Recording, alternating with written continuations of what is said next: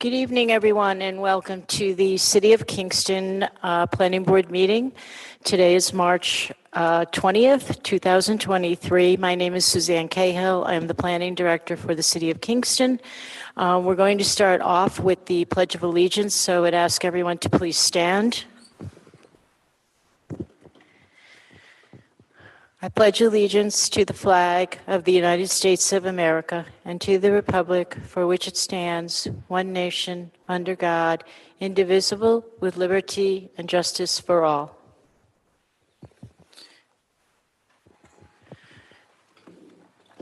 Okay, just a couple of housekeeping items before we begin. I want to let everybody know that this meeting is being live streamed, and we are also recording the meeting, so it will be on the city's YouTube channel.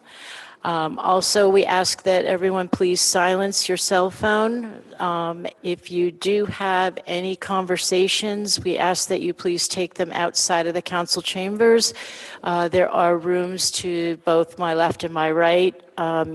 Please use those. Bathrooms are to my right, men's is to the front, and women's to the back. If there is an emergency, we do ask that you exit by using the stairs. If you need assistance, please ask us. Do not use the elevators. So with that, I'm going to call the official meeting to order at 6:03 p.m. I'm going to turn the meeting over to our Vice Chair, Charles Polacco, to introduce himself and then all of the members, and we'll begin the meeting with the agenda. Thank you.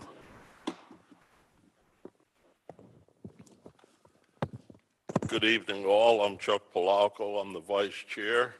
We have Robert Jacobson, Matt Gillis, Vince Archer, Emily Hamilton, Sage Newkirk, Andrew Harris. We also have Suzanne Cahill, the Planning Director, Kyla Dita, Assistant Planner,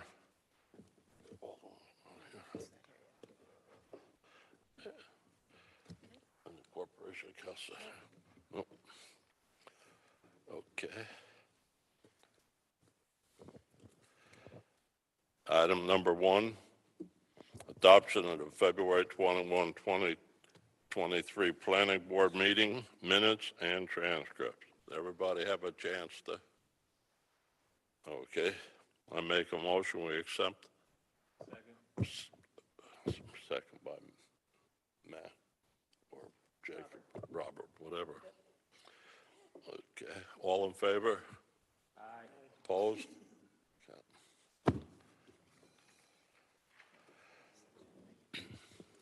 Public hearings. Item number 2, 111 of Beale Street, special permit renewal for 8 residential apartments, SBL 56.43-2-28, Zone RT, Roundel Historic District, Heritage Area, Ward 8, 735 Franklin, LLC, applicant owner. Does anyone wish to speak on this?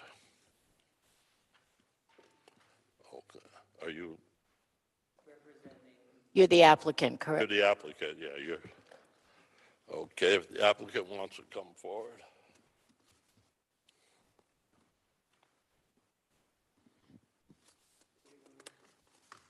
Yeah.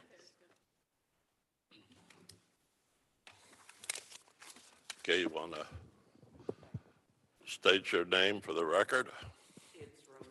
You just need to flip the button so that it turns green. There you go. Thank you.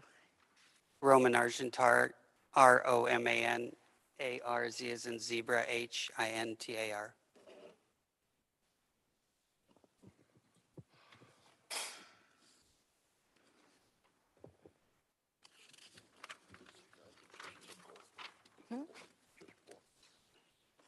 Yeah.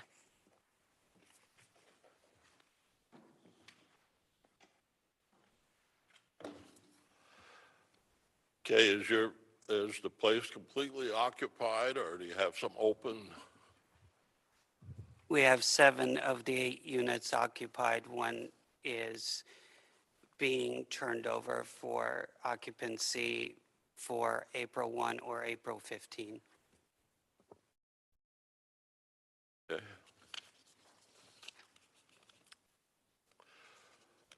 I realize you're a new owner. Are you aware that the refuse and recycling for multifamily buildings is limited to the following? 4 or more families are permitted 9 cans not exceeding 32 gallons each, or 18 bags having a combined volume not exceeding. Were you aware of that? Yes. Okay. Okay, there's no outstanding issues or complaints listed to the building department or to us. Does anybody have any questions?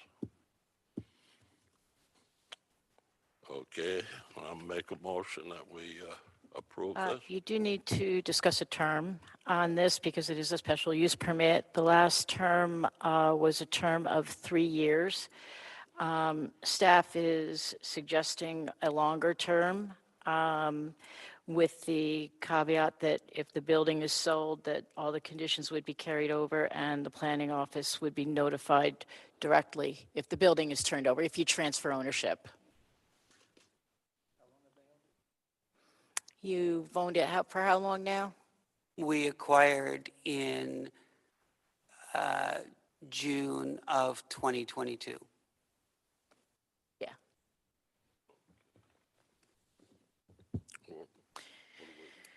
Well, no, I would think you could go to 5 years, maybe a longer term.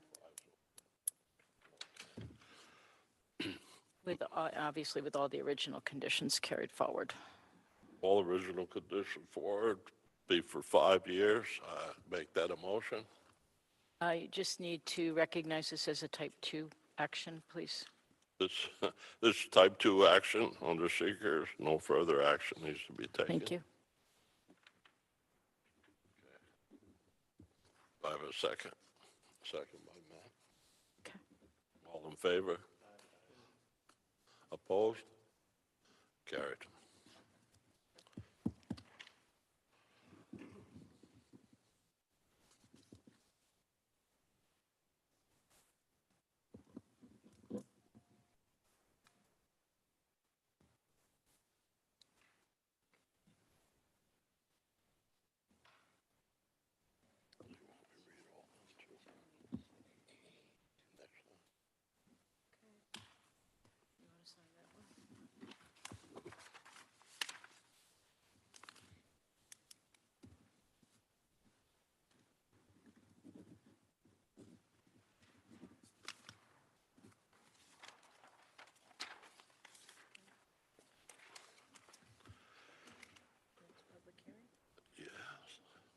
Well, this is the one that we have to wait on. Right? Is this the one we have to wait on to get the inspection? But you want to hold the public hearing. Okay. Okay, public hearings, 106 West Chestnut Street.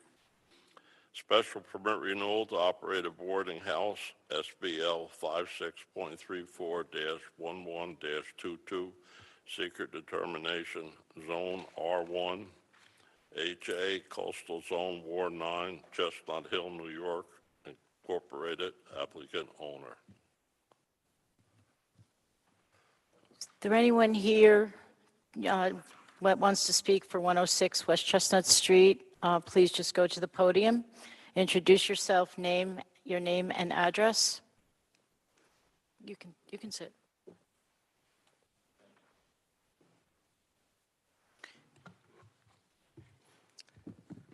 Chair Palaco, members of the board, good evening.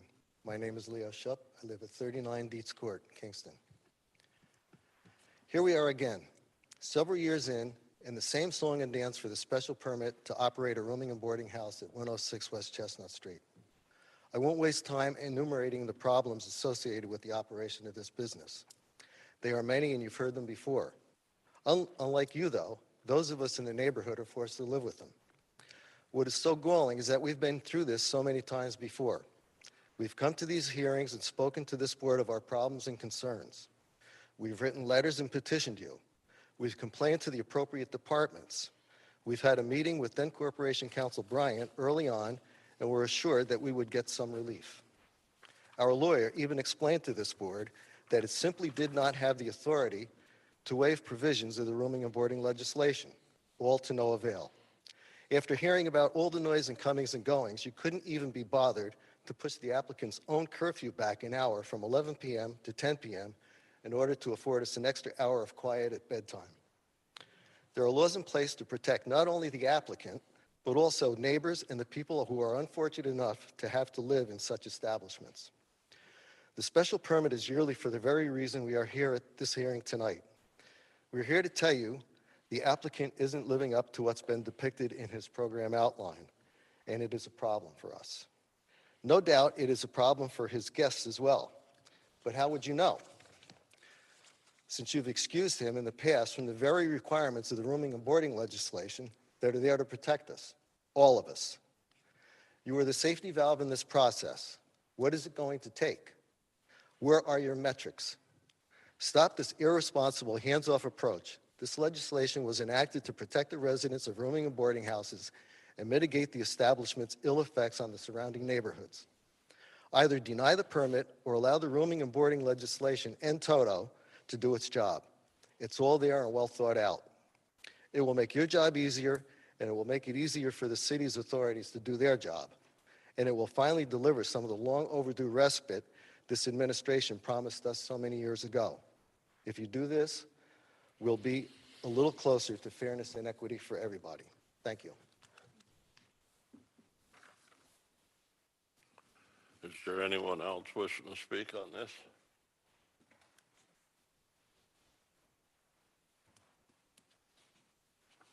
Good evening. I'm Linda Seekamp, S-E-E-K-A-M-P, at 1 Melvin Drive. We have all heard the phrase, "not in my backyard." 106 Chestnut Hill Boarding House is in my backyard. I don't have an objection to the boarding house. I have an objection to the manner in which it's operated. I have compassion for the residents, and I know they are in need of housing and services. We hear over and over that there's a housing and mental health crisis in our city. This boarding house provides housing, and that seems to be it. I'd like to know why this boarding house is able to operate without abiding by the laws and regulations of Kingston. I must abide by rules and regulations. Why not the owner of this boarding house? Here are a few points I'm referring to.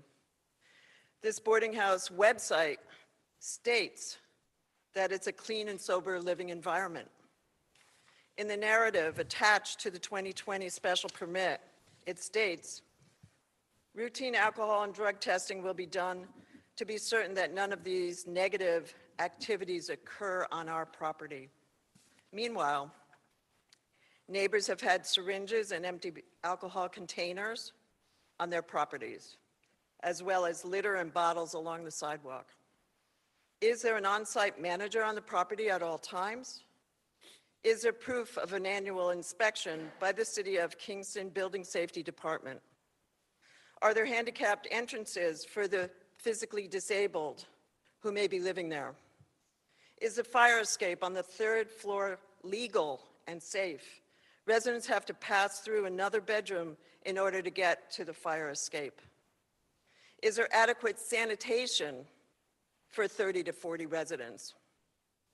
Kingston City form-based code states, there shall be no more than 2 people occupying a room, and that room shall have a minimum of 80 square feet of floor space per occupant, and that maximum number of boarders shall be 12, and the maximum number of rooms shall be 10. We hear rumors and hearsay about the tight living quarters, and we know that someone died in this house on Friday night of an overdose. That's alarming. Are the conditions safe for the boarders? Do they receive other services that they need? I appreciate your consideration in this. Thank you. We have anyone else wish to speak?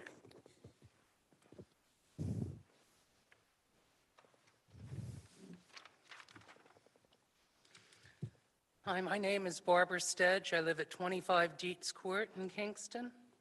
I'm here in opposition to renewing the request for a special permit to operate a boarding house at 106 West Chestnut. Exceptions were made in the past which were not consistent with the zoning code. The new form-based code, which I know has yet to be completely adopted, has this property as a T3 designation, which does not allow for a boarding house with or without a permit. If it has been grandfathered in as a boarding house, please follow the code regulations, limiting capacity to 12. The new form-based code states in Section 2B under boarding houses, all rooms shall have adequate space, light, electricity, heating, emergency egress, a smoke detector, and access to adequate sanitation and eating facilities pursuant to the International Residential Code.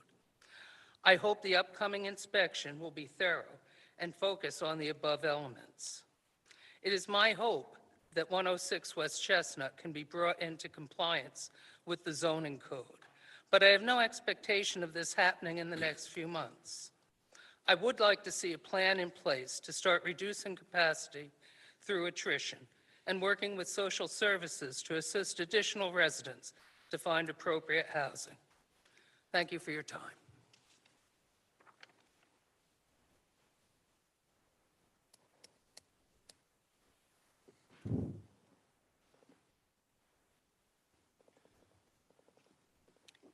Hello, my name is Anita Hutton. I literally just heard about this meeting a couple hours ago, so I don't have a statement prepared. I can say that my husband and I have owned a property at 203 West Chestnut Street since 1985. For the past 27 years, it's been a rental, and we've recently moved back into the neighborhood in which we loved all those years ago. My daughter lives at 101 Orchard Street. When you stand on her front porch, you look straight ahead and you see this property. I can say for a fact that I've seen several people come out of there not being able to stand. They waddle, they struggle, they are definitely intoxicated or on drugs. My son-in-law's truck has been broken into. A neighbor literally found a resident from there sleeping in their car one day. I found on Augusta Street a hypodermic needle on a lawn while walking my daughter's dog. I can also say for a living, I'm a tax preparer. I'm not going to get into names due to ethical purposes, but I will say that I had a client last year who resided in that building. I can't exactly say for how long, but I saw his address and I asked him, so what is it like living there? And he said to me that he had to leave because he knew of a person that was living there that was a registered sex offender that would wait until the children got out of Kingston High School and would go stand on Andrew Street.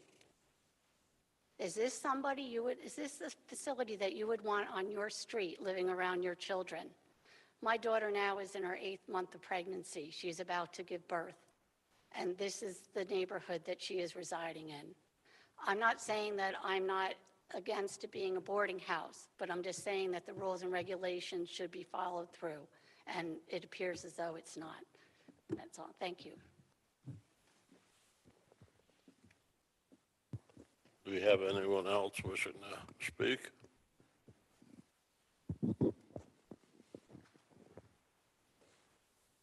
Once again, my name is Walter Hutton. Actually, people know me as John. Strange to say, I actually grew up in that house. I know the size of it. I was younger when I lived there. So I'm not prepared either to give a long statement. All I know is while we rented our house out, we had rules we had to follow. They weren't choices, they were rules. And from what I'm understanding, as I read the codes, and this is what I don't understand, I'm a layman. What I don't understand is there's rules that either you or the people before you have set. Now, are these fake rules? This is what I don't understand. If there are rules that need to be followed, why aren't they followed? I don't know if Mr. Sanji lives in the house. I don't know if Mr. Sanji lives in Kingston. What I do know is, based on what I have read, the population in that house far exceeds anything that is written down by code. If I broke the code I would be looked at, fined, and have to deal with it. But it appears, talking to neighbors, which I've owned that house on 203 and have rented out for years, I didn't feel I had the voice to come here. As my wife said, we have a daughter that's having a child. It was bad enough with her being there. Now she's going to have a baby. One more thing to worry about. Now, I don't know about you and where you folks live, but picture yourself living in the neighborhood. Picture yourself saying, this is okay, and leaving here tonight and say, I want to do this again, so these people have to come back and complain one more time. Picture yourself saying, something happened, oh my God, how did that happen? Look at yourselves in the mirror and say to yourselves, I can allow this. And if you can, I hope to God you never have to reckon with the fact that something goes wrong. And that's all I have to say.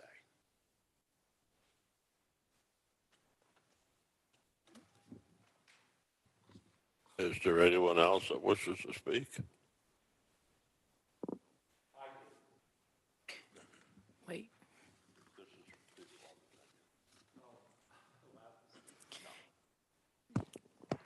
This is the public hearing. After the public hearing is over, then you'll Is there have your anyone chance. else that wants to speak? Okay, seeing there's no one else, are you going to speak? Hi, I'm Hillary Chalmers. I live in the neighborhood. I hesitate speaking because I was late, and so I may be repeating what other people have said. Excuse me. But I believe in government, and I believe what you guys are doing to hear what we have to say, and that we are the constituents. And we are bringing this issue to your attention because we're very concerned. We're very concerned that in the past people have not heard our concerns, our fears that our neighborhood is becoming victim to what's going on. We're actually feeling somewhat trapped about this house being where it is. In the past, it had been used as a boarding house for other people, and there were no problems. And in fact, I would say the community somewhat embraced some of the constituents that used to live in that house who had disadvantages in life, and it was okay. But currently, it's not okay. The fact that we have to see syringes and other disgusting garbage in our yards, that we see things being taken from our homes, from the outside of our homes, that we need to be fearful in introducing lots of different ring doorbells because we're fearful that someone could come near our homes. That this is not how it was a year ago or even 2 years ago. And 2 years ago, it was a lot of congestion around that space, about lots of parking, of them taking up the space where it's an intersection. That's been taken care of, but the other concerns are still there. And so we bring this to your attention because we believe that if you hear us, that something can be done to make it feel like a safer neighborhood as it was in the past. Thank you very much. Is there anyone else who wishes to speak? Anyone else? Since no one else to speak, I close the public hearing.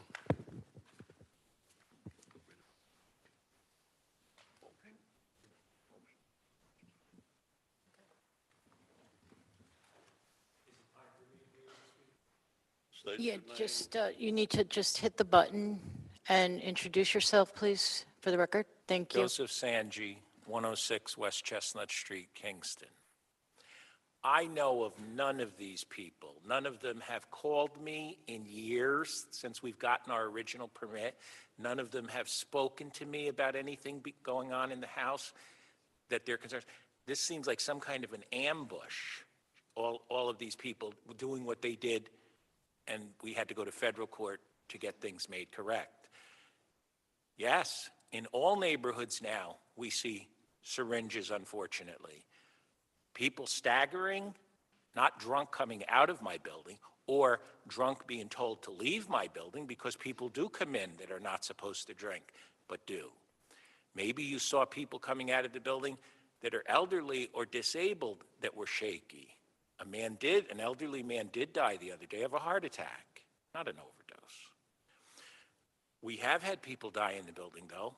of an overdose, but it happens. It happens in any neighborhood, anywhere, and federal law says that that can happen in any neighborhood, anywhere. You're just discriminatory. The people that are having the baby are nice people. They're very good neighbors. They're nice neighbors. They bought their house there a few years ago, knowing that this boarding house has been there and has been operating since 1948, taking care of disabled people, including John Hutton's father and aunt, who originally started the property. That property is not new to taking care of people with disabilities. It's been doing it since then. As a matter of fact, everybody over there bought their property in this neighborhood knowing they were buying by a boarding house, including Leo Shop. He bought or built this house knowing that that boarding house was there, taking care of disabled people. Now they don't like the smell of, they moved in to where there's a Chinese restaurant. Now they don't like the smell of egg foo young, so we should leave? No, they bought, they signed up for their mortgage. They're going to make the payments for 20 or 30 years. They're going to live there, and here we are. They have as much right to live there as we have to live where we're living.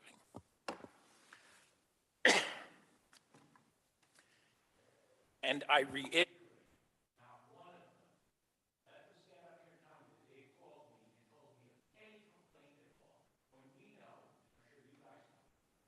Please, is your mic on? Yeah, you leave it on. Just leave your finger off there. Thank you. there's never been a lesser amount of complaints or police calls to my property than now. It has never been run. That woman that said when Chiz was there, 20, 30 calls a month that you embraced Chiz operating. It's never been as beautiful and as clean and as well run since I've been there. Okay. Well, we do know that there is a building department inspection coming up very shortly. So hopefully we will wait to hear the results from that. I will say that I did reach out to the police chief today to discuss, the events of this past weekend to get some clarity on that. There was, yes, a death. He told me it was an OD. Well, that's what I was told. So it doesn't, it's neither here nor there. It does happen. I realize that in every neighborhood. We also talked about the number of calls and the types of calls that have been recorded over the past year. Some are generated obviously from neighbors. Some are generated from yourself or from other individuals in the home. So I do have a couple of questions. Who is the resident manager now, and are they basically there, or is there someone there 24/7 to manage the site? Yes. Who is that now? Is that?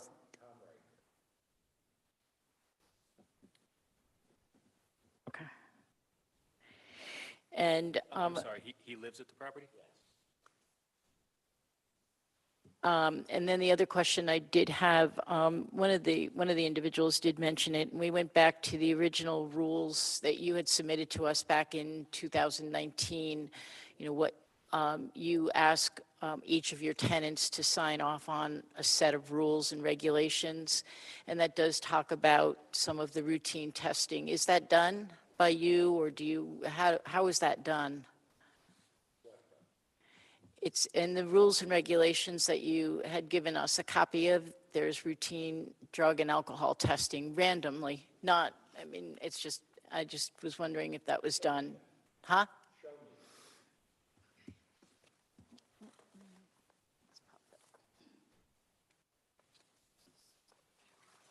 It's this.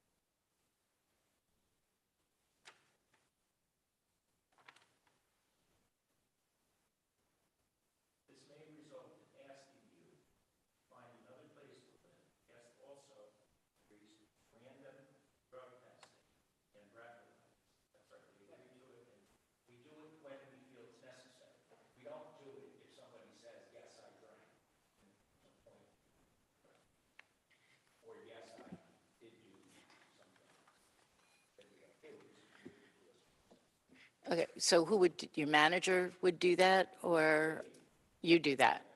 Okay, I mean, do you do that regularly, random, I mean, what? Do what I just explained to you whenever an incident or an issue comes. Brought to my Okay, so you just, so to me, random is just, there doesn't have to be an incident, it would just be a random test. done at random times, as I just described.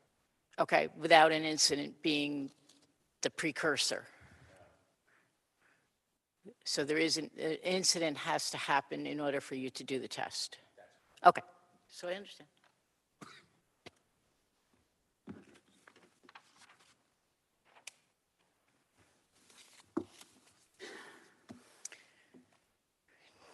Do any board members have questions?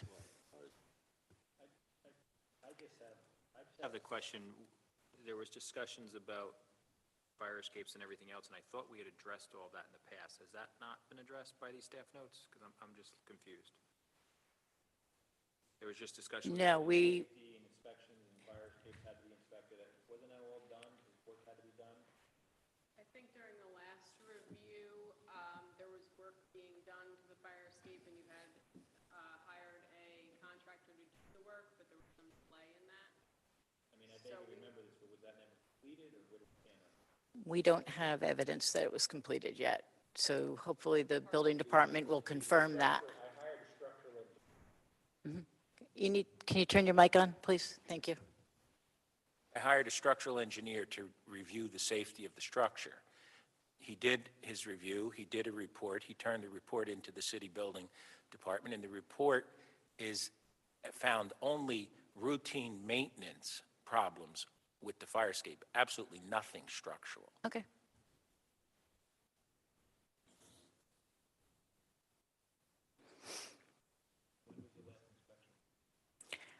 I don't know when, Well, there's one scheduled for the, I believe, the 22nd. yeah, Wednesday. 2 days from now.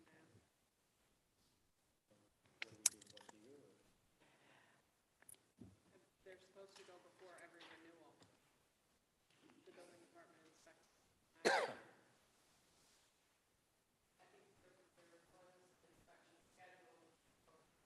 Not that I know of.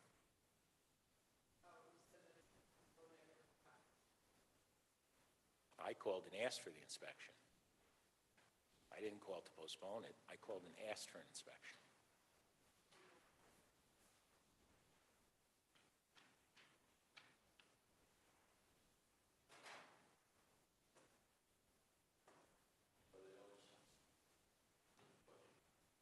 Do any of the residents receive social services at the residence, or is there any?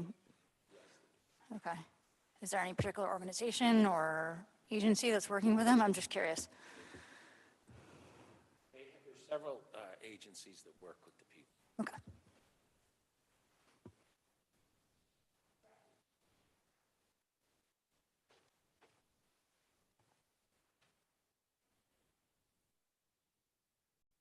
Anybody else?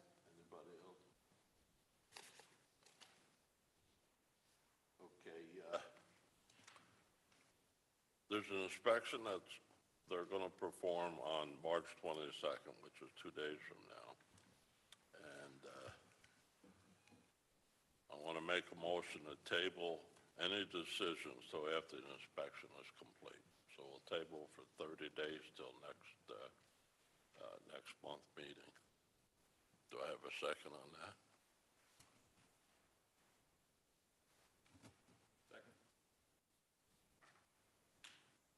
Okay. Favor? Opposed? Okay. Thank you very much. See you next month.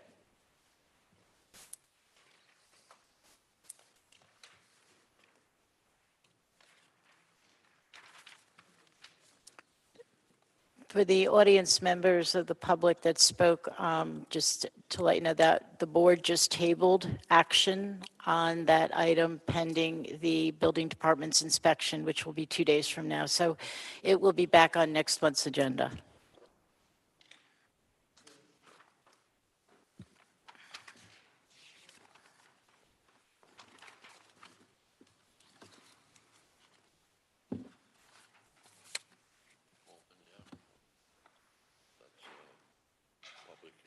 Yeah.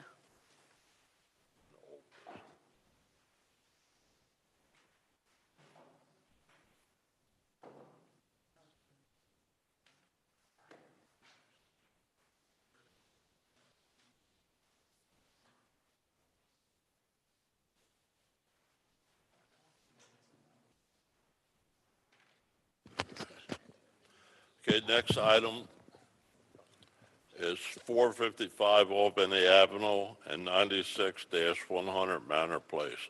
Lot line deletion on the lands of Efren Lima, SBL 48.73-4-31 and 48.73-4-35.100, secret determination. Ward 6, Efren Lima, applicant owners. We're gonna hold off on this till, We're going to hold the public hearing. right, we'll have the public here. Is there anyone here for this item? Is there anyone here for this item? No, we'll close the public hearing. Okay. So this item is also on as, I believe, item number 7. So we're just going to hold off the discussion of the subdivision and blend it together with the site plan review when we get to that in the agenda. Okay? So we'll move to the next. All right, that ends our open speaking. We move to old business, item 5, 25 Dietrich Street. Site plan to renovate an existing building for use as a photography museum, offices, educational center, and commercial arts activities. SBL 56.25-4-36.100, secret determination zone C2. MUOD Ward 5, Center for Photography at Woodstock, applicant owner. On this one, the applicants are not here this evening. You can just take a quick glance through your staff notes. This does need a referral to the county planning board. So we talked with the applicants and they requested not to appear tonight, but we'll be back next month when we have the county comments. The staff has reviewed the project. We do not really have any significant issues to bring up. It's a good adaptive reuse for the building over there. I will say that they are working on some cross easement agreements for some joint use of parking for events and things of that nature. So there'll be more than plentiful parking for that aspect of it. They're also possible, and they'll be working with Matt Jankowski and Corporation Councils for cross easement agreements for that. They're adding a lot of impervious surfaces and landscaping to make the building more aesthetically appealing. It's been a plumbing warehouse most recently, so but this is bringing a more of a public presence to it in the street. So they're dressing it up quite dramatically, taking down a chain link fence that makes it, it's not a wonderful appearance, but the additional landscaping and other amenities will be nice. The other thing that they are potentially looking at staff we've recommended is trying to get cross easements through the Millard building property out to Grand Street to help maybe alleviate some of the traffic issues and concerns that we potentially see coming out of Dietrich Street onto Broadway, given the closeness to the Grand Street traffic intersection and the bike path, the way it's positioned, it can get difficult. And so they're looking at trying to find some creative alternatives to help with that traffic circulation issue.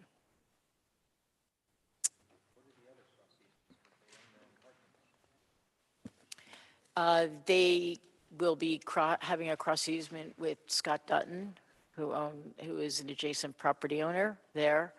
And the other one would be behind Grand Street Medical to allow the use of that parking area as overflow parking and vice versa, and creating a cross easement through that property there.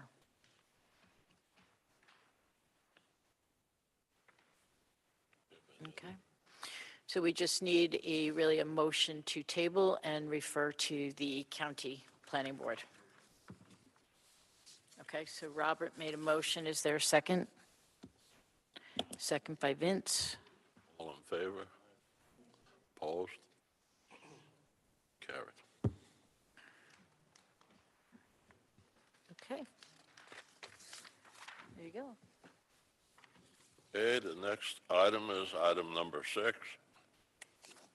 104 Smith Avenue, site plan subdivision to construct a mixed-use development with 112 residential units, 56 studio, 34 one-bedroom, 23 two-bedroom, 6,478 square feet commercial, 18,240 square feet warehouse space, and supporting infrastructure improvements. SBL 48.82-1-7. Secret determination, zone M2, MUOD, MHVBF Developer LLC, applicant, second, Wind Trust owner. Good evening. State your name for the record. Dan Simone, MVH Development.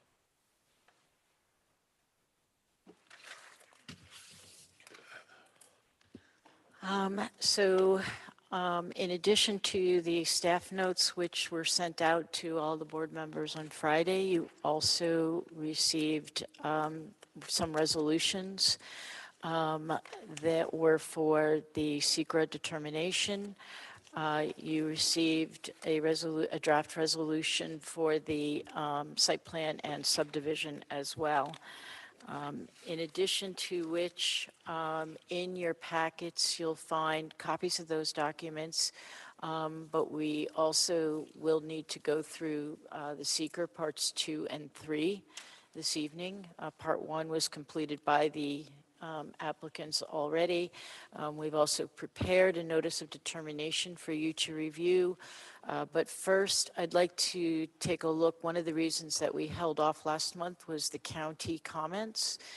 So the county planning board reviewed this, and Dan Simone prepared responses to those county comments. I believe those were also circulated out to you so you could take a look at them. And the responses just came to us today, so we've put copies of those in your packets. If you want to start by going through that, that's one place we can start. We've also had information come back from Parks and Recreation, which we can go through on the recommendation for the payment in lieu of parkland. And Dan, we did not get anything from the school district, so maybe, I know that you have met with them. So I'm presuming that because they didn't send any, they knew that our meeting was this evening. They were aware of that, so I'm presuming that because we didn't get anything, you haven't received anything, correct? That there is no impact that I they... did reach out with a second email just to the end of last week, just reminding them, but I did not hear back again. Right. So. Okay. So I'm going to take that as they don't have any... when you went through the project with them, did they express any... They sent me on my way, so. They didn't express any concerns to you? Okay. I wouldn't anticipate any. Okay. All right, good. Okay. We'll start with the county comment. Yes.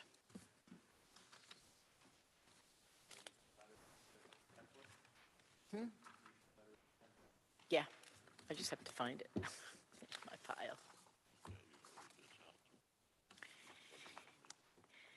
Okay, yeah, well, so the first comment from the county was an advisory comment. Recommend the vapor test results and the remediation will need to be completed to the satisfaction of the New York State DEC, as well as any mitigation and engineering controls for the project as a condition of approval. I don't need to read to you the responses. So, I mean, if you read that, we can take them item by item and just, if they're acceptable, we'll just make a note that the board accepts the response of the applicant as sufficient to cover the county Okay, so do you want to, you're making a motion to accept the response. So Robert has a motion to accept the response. Is there a second on that from Matt? Okay. So there's a motion, no, motion and a second. Is there any discussion from any of the board members on the response? Okay. Everyone in favor of that? Aye? Okay, that one is unanimous. Okay, we'll move to the next item. EV charging stations and the bicycle storage. Again, this is an advisory comment only. The site notes indicate that 6.7% of the on-site parking space final locations may vary. As a condition of final site plan approval, these locations should be clearly defined. Additionally, given the proximity of the project to the city's rail trail on Broadway, bike lanes in association with the number of apartments, bicycle racks, or internal storage for bicycles is recommended. Again, I won't read the applicant's response that is there. I'll allow you a minute to take a look at that, and then I will take a motion to accept. Robert? Okay. Robert has a motion to accept the applicant's response. Is there a second on that from Matt Gillis? Okay, so there's a motion and a second. Is there any further discussion on that from any of the applicants or any of the board members? Okay, hearing none, I'll just call for the vote. All those in favor? Emily? Aye. Okay, I'm sorry, I didn't hear. Okay. So the next comment from the county parking is again an advisory comment. The project is proposing 122 parking spaces utilizing the city's current joint use parking requirements and is also requesting a waiver from the landscaping requirement for more than 12 spaces in a row without being interrupted by landscaping. The city should review the parking for its conformity with the proposed form-based code requirements, which will not require a minimum, and consider conducting a parking demand review of the site. Opportunities to create additional green space and on-site stormwater infiltration should be sought where practicable. The practice of banking parking is an option available to the city as well to reduce impervious impacts and allow the applicant to activate them later if and when the demand arises. Just a couple of staff comments on this. The 122 parking spaces include 12 parking spaces on the street. So we did allow those to be added into the count. They're along Bruin Avenue, which is a dead end on their side of the street. So there's 120 on-site parking spaces. And for some of the newer alternates, just I don't know if you're aware, but under the current code, the zoning code does allow the planning board the ability to waive the landscaping in a parking lot if they find that there's additional landscaping in other areas and its associates not visible, highly visible from the street. Most of their parking is relatively not visible from the street. It's tucked back behind the buildings with the buildings up to the street front. So I wanted to let you know that. Also, we believe that the applicant has really done almost that, looked at the parking, his parking needs, their demand, and they've identified that the number, while it's not the full amount required under zoning, is what they need. It meets their demand. So they've in effect done really what the county has already asked to be done. So.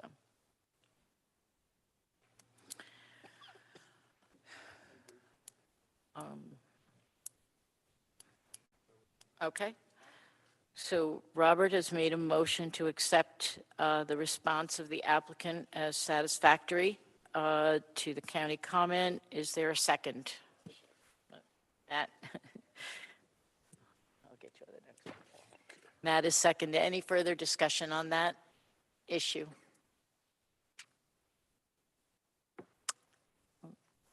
Okay. Hearing none. I'll just ask for the vote if everyone's in agreement.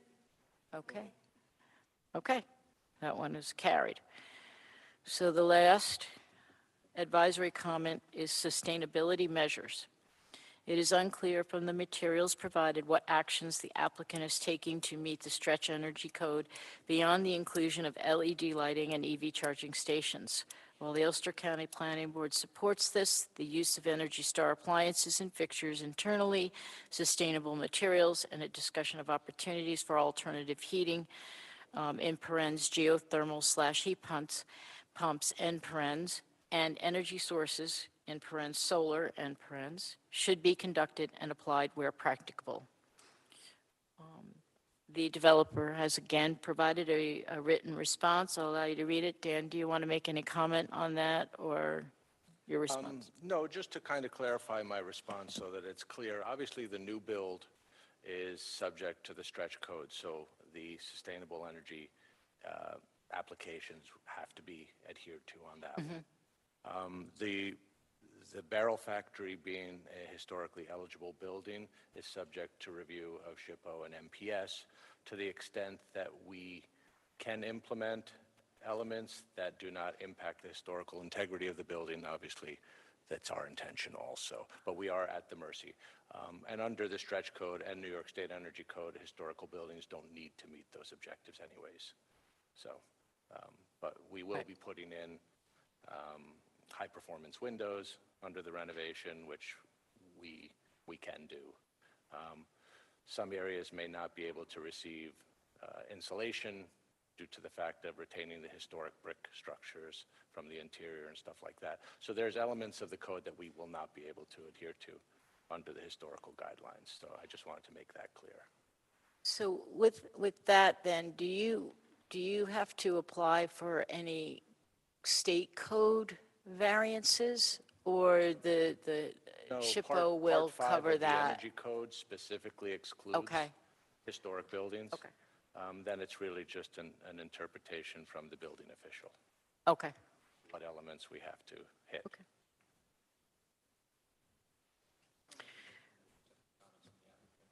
Okay, so Robert has made a motion to accept the applicant's comments to the advisory comment on sustainability. Do I have a second? Okay, Chuck Palacco is a second. Any discussion from board members? Further comment? Okay, without hearing any, I'll call for the vote. Unanimous. Okay. So that takes care of the county's comments.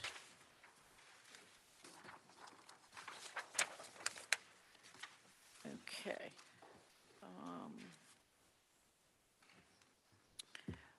Do we want to discuss the Parks and Rec, or? We didn't put a copy of it in.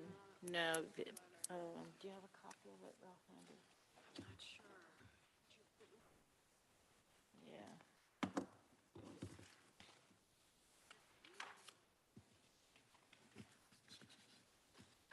It's in the resolution, right?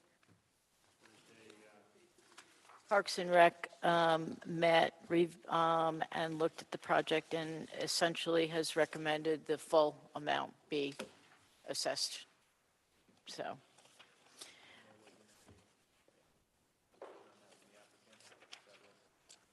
No.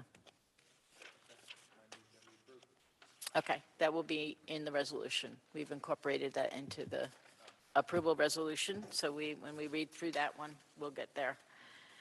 Okay. Let's just go to staff notes real quick. See if there's anything in there outstanding.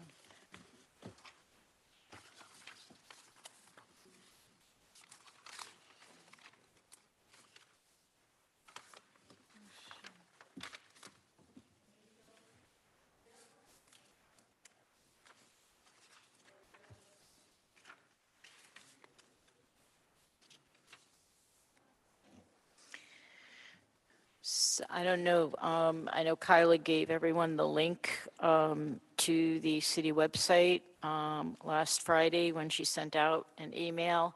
I don't know how many of you had the opportunity to take a look at it, but some of the things that we had asked for in previous meetings were listed on that website. I know we talked about a building matrix with building materials.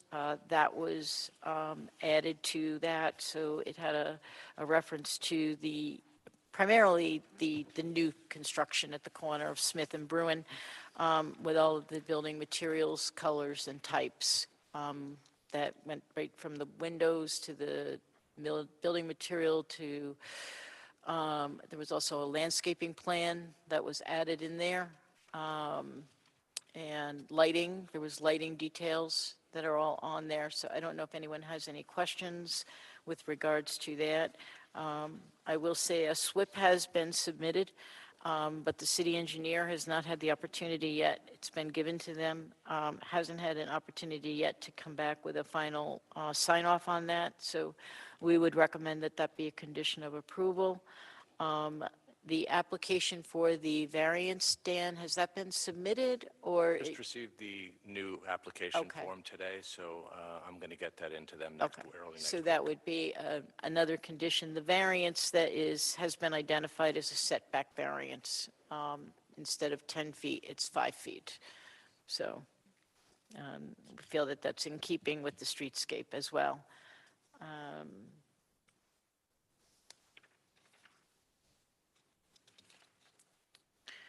Another item that we will have to do is get a cost estimate for the performance bond.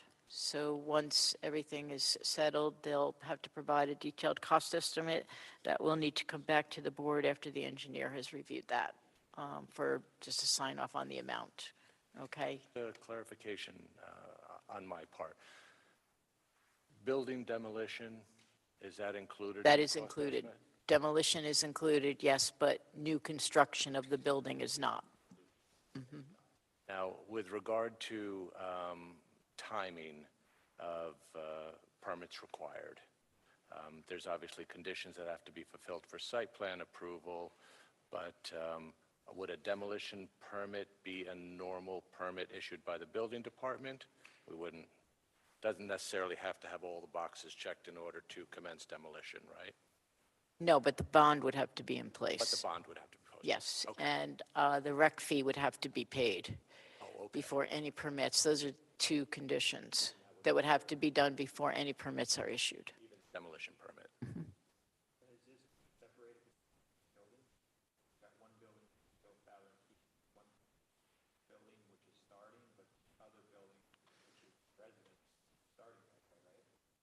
Yeah, actually, the Fowler and the Barrel Factory building will most likely be the first building that we're commencing construction and renovation on. Fowler and Keith will be dependent upon potentially a future tenant's needs, so we may not engage that renovation early on in the process until we're ready, and then the new build obviously would follow. This year, probably early next year. Properties, is this being separated out? There's 3 separate properties. Yeah, the subdivision is 3 properties now. Each building will have its own property. Correct, but it's one project, but how are we doing like performance bonds and things? I mean, so you got to get a full performance bond for the 4-story new build just to do demo on the Barrel Factory? One project. Then bond But reductions. the bond, I mean, the bond can be reduced quickly. At any time. Once, right, with the demolition, which is probably going to be, I don't know how substantial an amount that's going to be, but that could get reduced fairly quickly once that's done and Probably a signed 2-month up. process for us. Huh? So that's probably a 2-month process for Yeah. the demolition, so.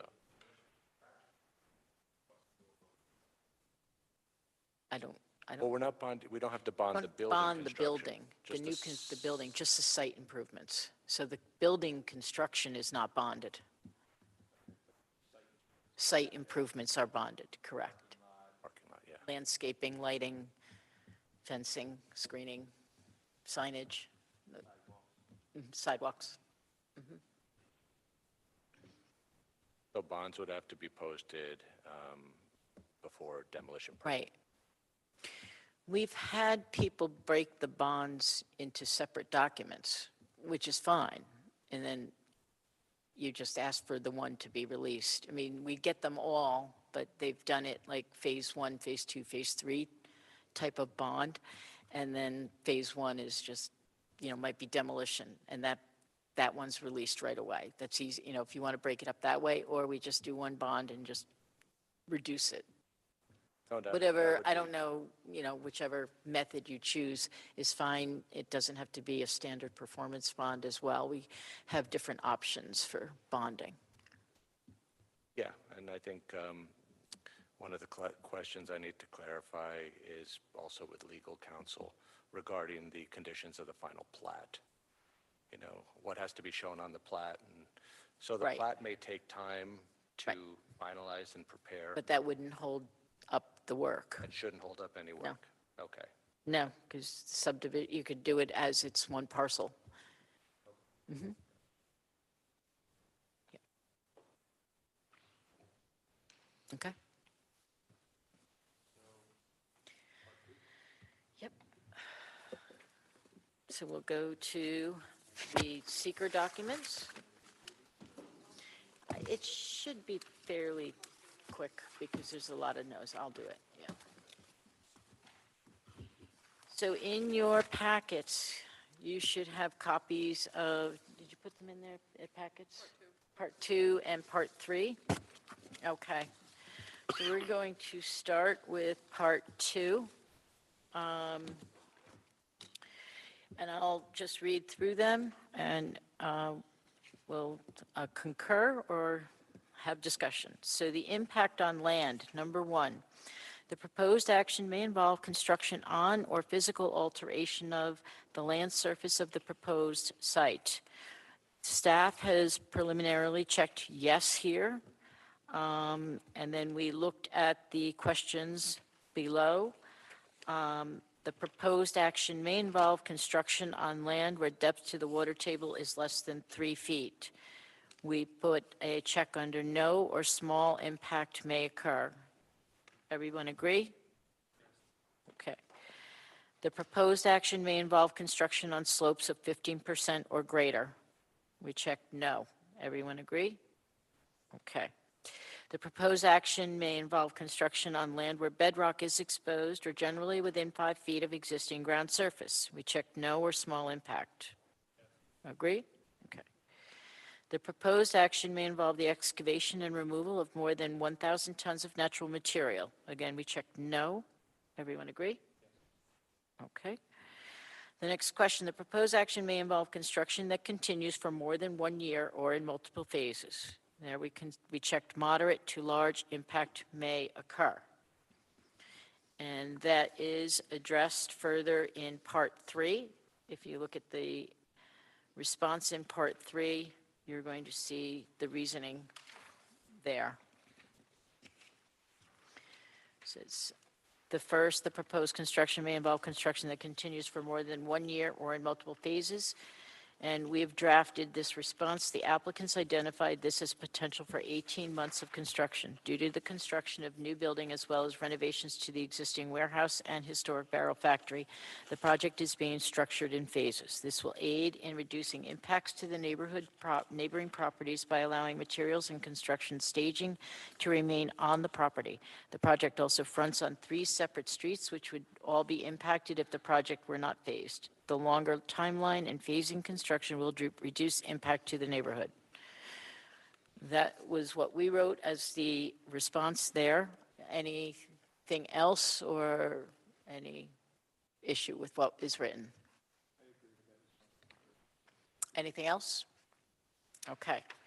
So we're going to move on. Letter F, the proposed action may result in increased erosion, whether from physical disturbance or vegetation removal, including from treatment by herbicides. We wrote no or small impact. Great. The next one, the proposed action is or may be located within a coastal erosion hazard area. No. Very clear.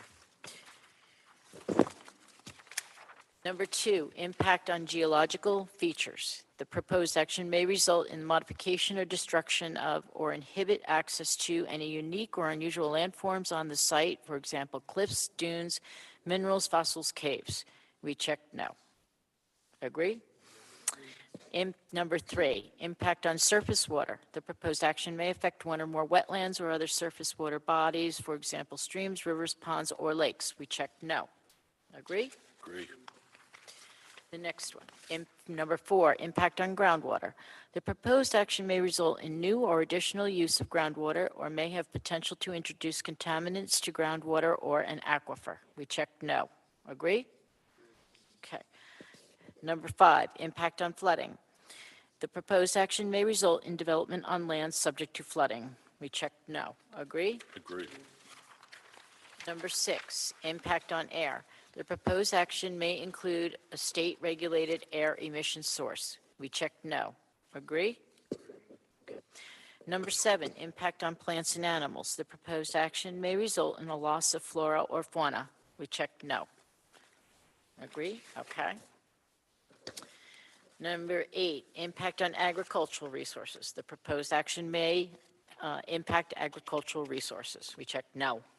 Agree? Agreed.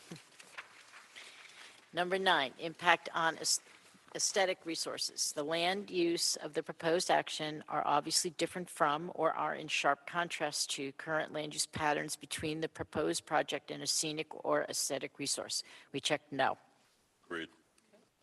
Number 10, impact on historic and archaeological resources. The proposed action may occur in or adjacent to a historic or archaeological resource. We checked yes. Agree?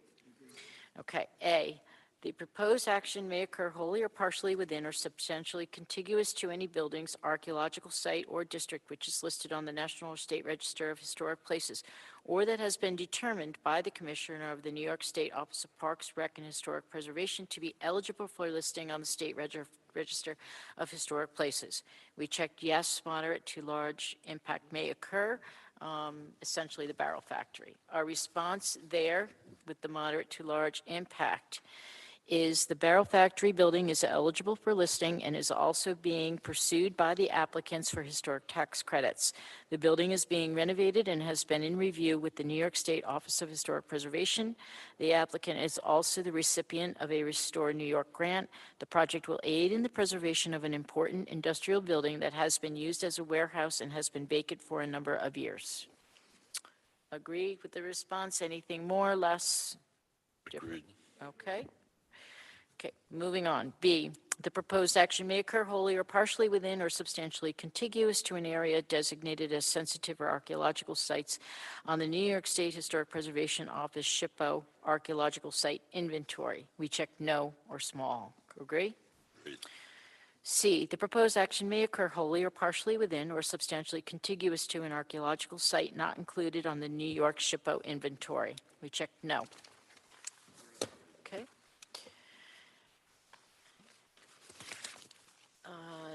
D, other impacts, we didn't add any. E, if any of the above, A through D, are answered, moderate to large impact may occur. Continue with the following questions to help support conclusions in Part 3.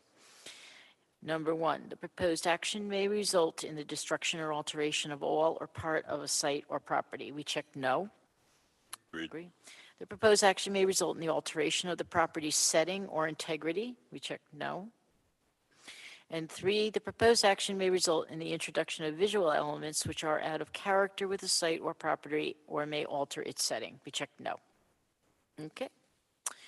Next question, number 11, impact on open space and recreation. The proposed action may result in a loss of recreational opportunities or a reduction of an open space resource as designated in any adopted municipal open space plan. We checked no. Agreed. Agree? Number 12, impact on critical environmental areas. The proposed action may be located within or adjacent to a critical environmental area, CEA. We checked no. Number 13, impact on transportation. The proposed action may result in a change to existing transportation systems. We checked no. And again, I'll just reiterate, you've seen the traffic analysis that was provided by the applicants. Okay. Number 14, impact on energy. The proposed action may cause an increase in the use of any form of energy. We checked yes there. Agree? The questions are, the proposed action will require a new or an upgrade to an existing substation. We checked no or small. Agree?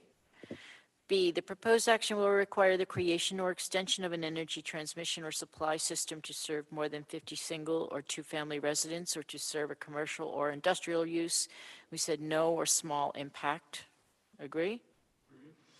The proposed action may utilize more than 2,500 megawatt per hours per year of electricity. We checked no or small impact.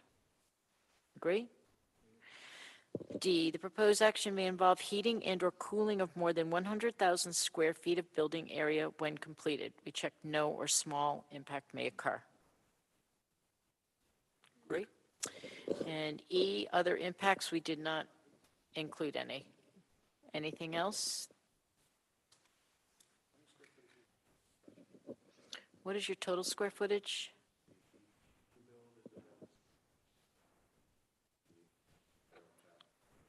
$12 or 18? Okay.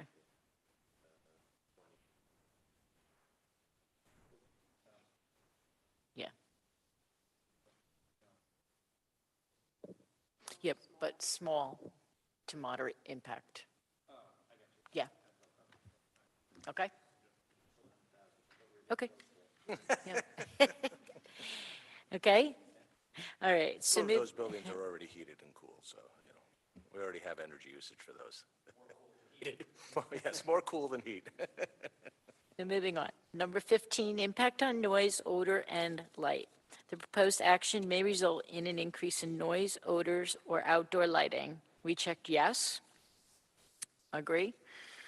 We went on to the questions. The proposed action may produce sound above noise levels established by local regulation. We checked no or small impact may occur.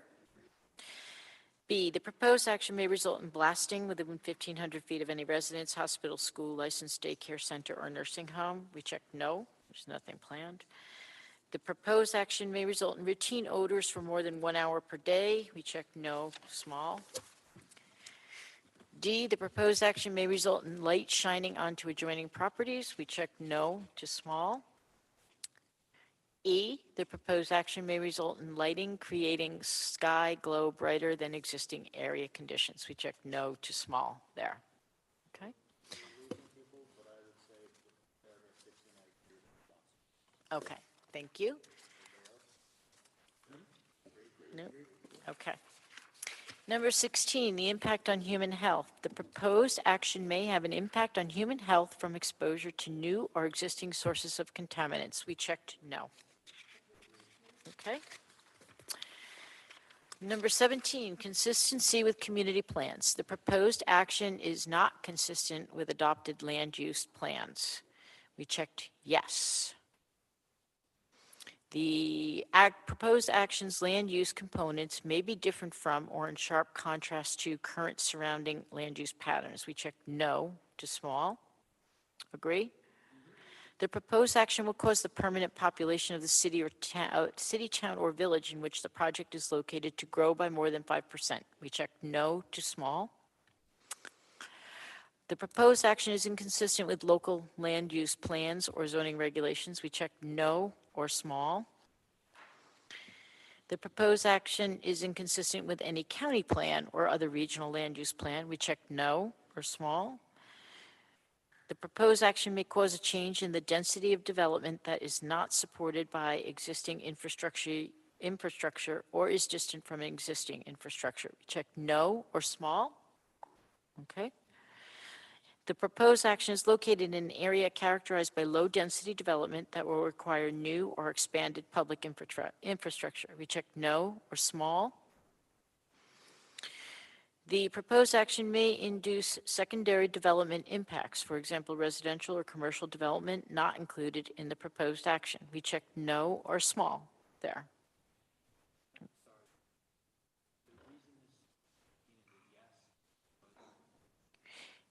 The other. H, other. Minor setback variance, that's H, other. Minor setback variance is being pursued from a front yard requirement of 10 feet to a proposed setback of 5 feet.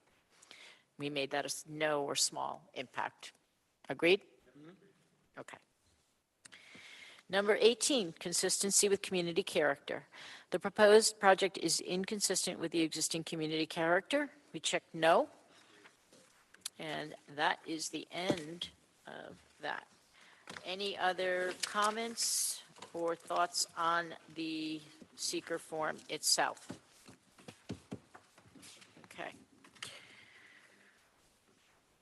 Also in your file is a notice of determination of non-significance.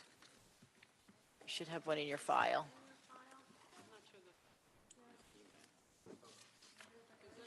Looks like this at the top.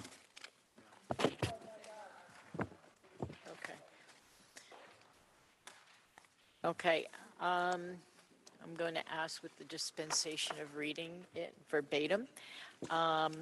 Effectively, what this is the formal notice of determination of non-significance that goes with your neg deck, and it follows basically the part 2 and 3 with the explanations.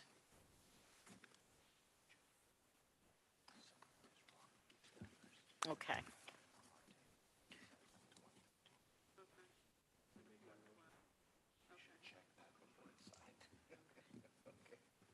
What? Just to know something, this adds up to 113, so something might be awry on one of our schedules. Okay. So just before we sign this, I think we should re-verify those numbers. Okay. All right. And that's the one we're going to now, so. Yeah, there's that one.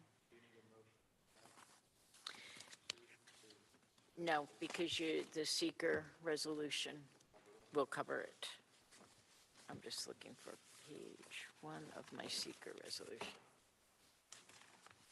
Oh, it's upside down. Okay, Dan just brought up that the breakdown of the number of residential units is not adding up to 112. So we just need to figure out where our breakdown is awry. Kyla's looking it up now. If you want to just review the resolution of the City of Kingston Planning Board adopting a determination of negative declaration of environmental significance for 104 Smith Avenue under the seeker process, in parens 6 NYCRR Part 617.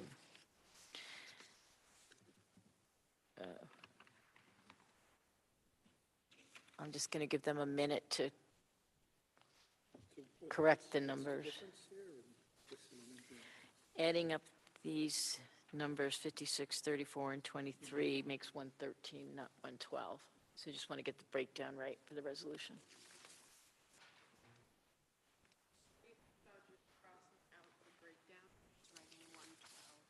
Okay.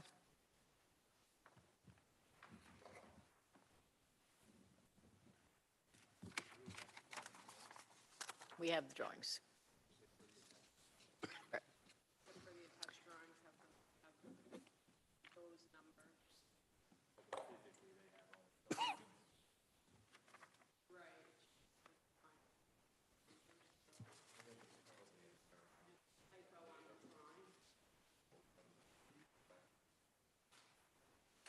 Okay.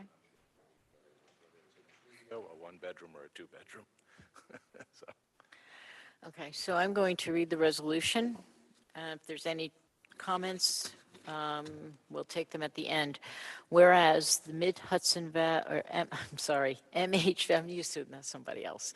MHVBF Developer LLC, the applicant, has submitted plans along with a completed Part 1 of the full environmental assessment form to the City of Kingston Planning Board, in parens Board, for construction of a mixed-use development with 112 residential units, 6,478 square feet of commercial, 18,240 square feet of warehouse space, and supporting infrastructure and improvements, as well as a subdivision of one parcel into 3 parcels. And whereas the project to be known as Barrel Factory Lofts is located at 104 Smith Avenue, in parens SBL 48.82-1-7, and whereas, under the original review, the board determined the action to be unlisted under seeker, however, decided to seek lead agency status and conduct a coordinated review process due to the scope of the proposal and number of agency reviews required.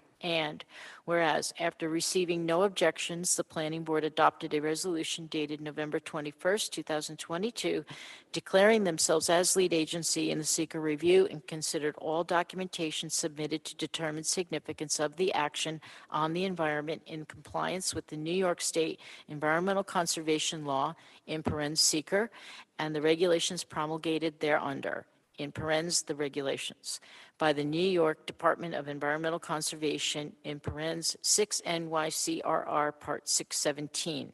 And whereas the applicants have submitted plans and applications submitted, as well as additional information requested by the Planning Board, including a Phase 1 and 2 environmental site assessment dated 2022, site lighting details 2022, a spill closure report, a traffic assessment from Creighton Manning 2023, noise survey and facade recommendation report 2023, stormwater pollution prevention plan from Peak Engineering 2023, and a visual analysis 2023.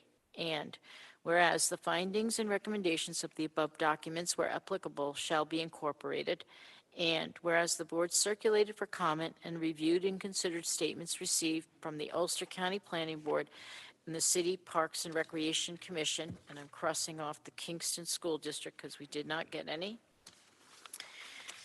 And whereas the board completed the incorporated parts 2 and 3 of the FEAF, and whereas the board has reviewed a negative declaration, notice of determination, along with all supporting plans and documents as herein identified. Now, therefore, be it resolved by the City of Kingston Planning Board as follows. Section 1, that pursuant to 6 NYCRR, CCR, what is that? I'm sorry, hang on. NYCRR, Part 617, the City of Kingston Planning Board hereby renders a determination of negative environmental significance, recognizing all conditions as described within the document presented, and adopts the negative determination as final. Section 2, that all identified involved and interested agencies will be notified of the Kingston Planning Board determination of this decision. Section 3, that the Kingston Planning Office is directed to submit notice to the State Environmental News Bulletin for publication as required by the statute. Section 4, that this resolution shall take effect immediately. Okay. And I am changing this to vice chair.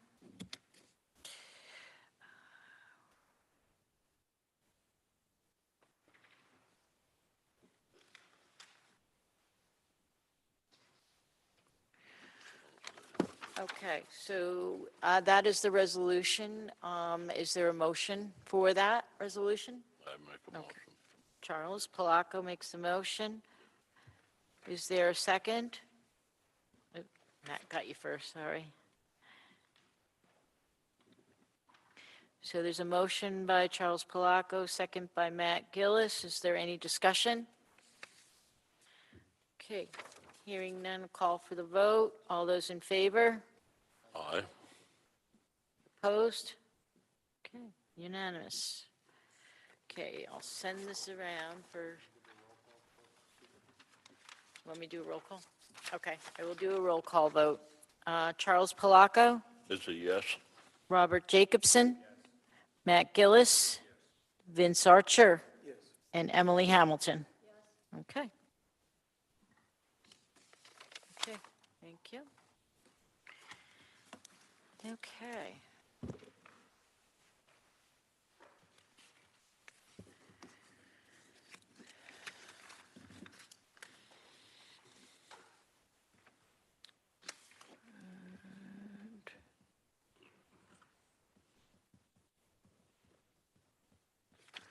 Okay, next, we have a resolution for approval, unless there's any further discussion on the site plan or the subdivision applications. Okay, so I'm going to read it.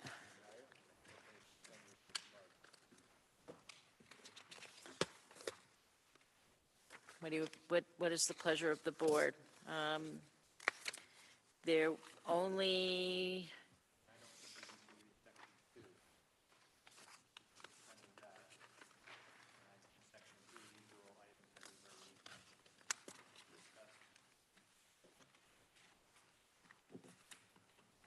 one question in section 2. We're going to have to amend section 1 to take out the unit distinction. I'm going to insert the date of the applicant's responses to the county comments with today's date. And that's in the whereases on page 1, and I believe it's also in section 5.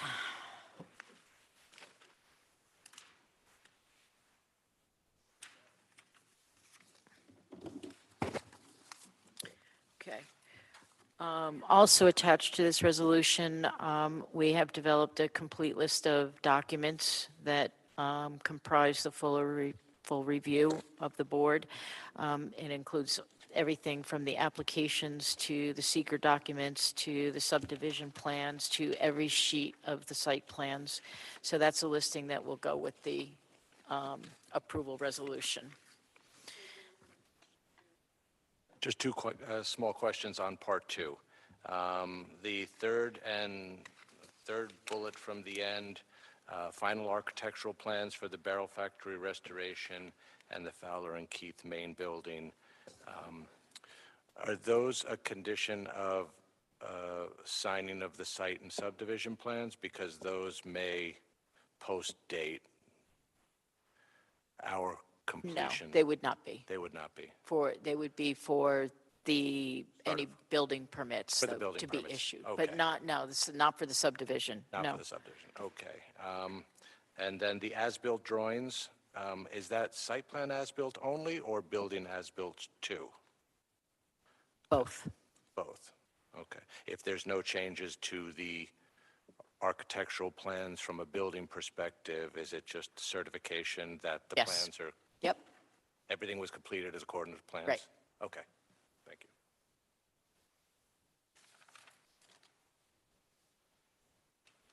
okay. How do you want to do this? What is the board's pleasure?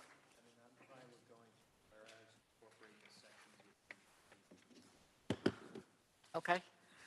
I will do, I read it and reviewed it. okay.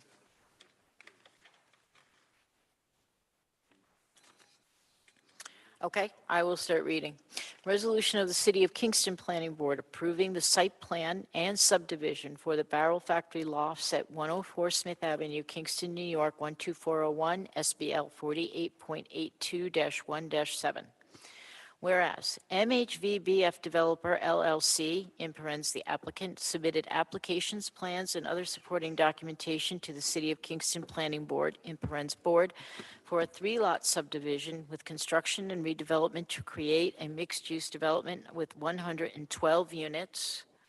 And I am crossing off the breakdown, 6,478 square feet of commercial space, 18,240 square feet of warehouse space, and supporting infrastructure and improvements, in parentheses, the action. And whereas the action to be known as the Barrel Factory Lofts is located at 104 Smith Avenue, Kingston, New York, in parentheses, SBL 4882-1-7. And whereas the board received an initial application and supporting documentation for said action on October 10th, 2022, with revised and supplemental information being submitted over the course of multiple meetings through March 2023.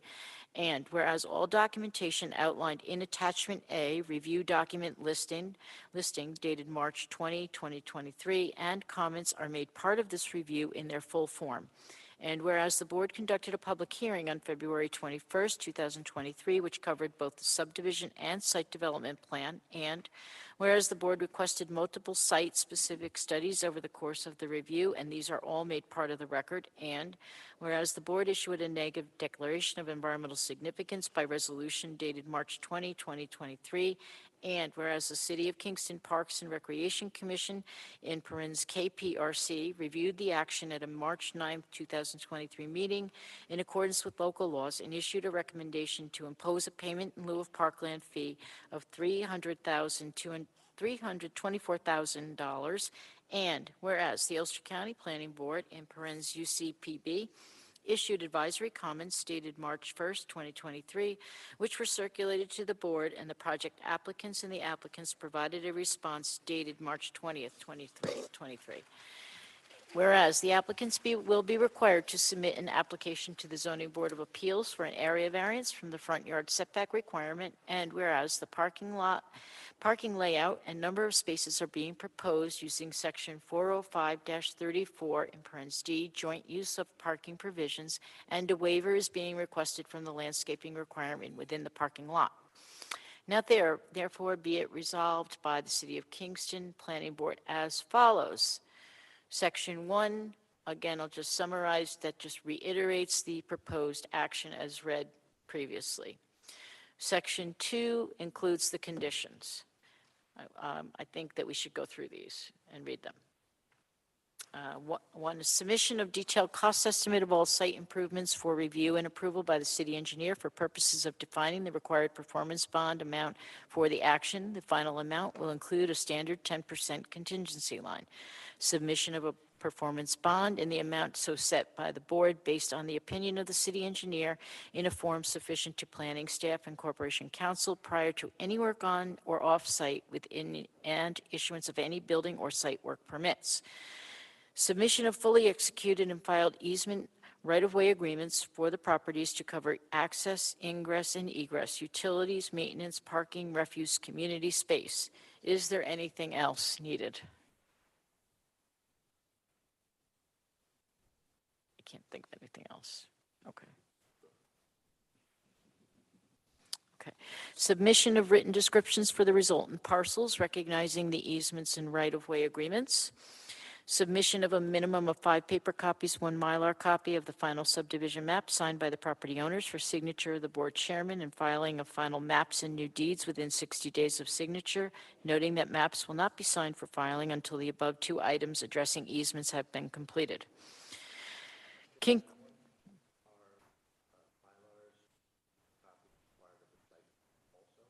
No, just the subdivision.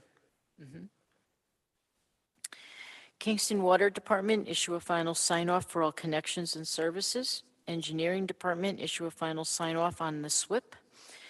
Compliance with the SWIP dated February 2023, prepared by Peak Engineering. The following board policies are hereby incorporated into the decision. I'll just read the numbers. Policy 1, 1A, 2, 3, 3A, 3B, 4, 4A, 6, 7, 7A, 8, 8A, 9, 10, 12, 13, 14, 14A, 15, 17A, 17B, 18, 18A, 19, 20, 22, 25, and 26. Compliance with the adopted negative declaration of environmental significance of March 20, 2023 by board resolution. Compliance with the recommended design guidelines for both residential and commercial construction as outlined within the AKRF noise assessment. Compliance with the recommendation of Creighton Manning and the traffic assessment to install handicap curb ramps in the public right-of-ways, complementing also the new pedestrian crosswalks installed by the city. Refuse and recycle collection will be by private hauler. Final sign-off of USPS for location and design of all mail receptacles. Variance for the front yard setback be secured from the Zoning Board of Appeals. Permits be obtained from the Department of Public Works for all activity in public right-of-ways and protection of all pedestrian and vehicular traffic to minimize or impede flows. Conformance with all plans, documents, specifications, findings, and recommendations as provided under Attachment A. Review documents dated March 20, 2023, unless otherwise noted herein. Submission to staff of final architectural plans for the barrel factory restoration and the renovation of the old Fowler and Keith main building on Smith Avenue. Final as-built drawings must be professionally certified and provided to the planning office for all newly constructed and installed plant elements prior to final bond release. Final signage will return to the board when plans are developed for various commercial areas. Okay. Section 3. The board, I'll read this also into the record. This is dealing with the Parks and Rec fee. The board finds that the anticipated increase in population as defined by creating 112 residential units shall cause a certain need for continued upkeep and improvements to facilities which provide recreational opportunities to residents.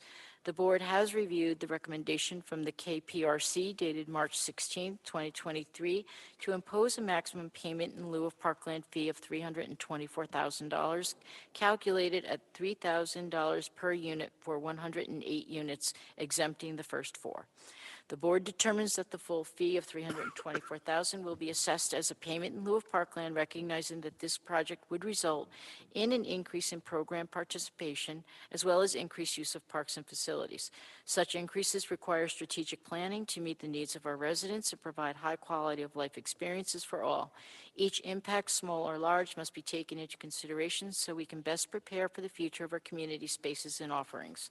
The Recreation Trust Fund is used to help fund new and maintain existing amenities, which allows the city to continue to grow its recreational opportunities and meet the needs of the community.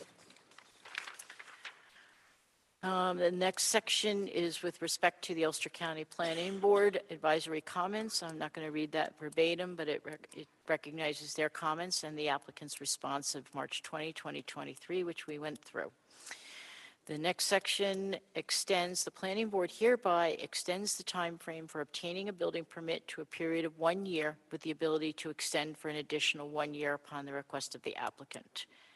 Section 7 is the approval of the board does not eliminate the need for obtaining appropriate permits and approvals from other boards, commissions, departments, and relevant agencies. And Section 8 is that this resolution shall take effect immediately.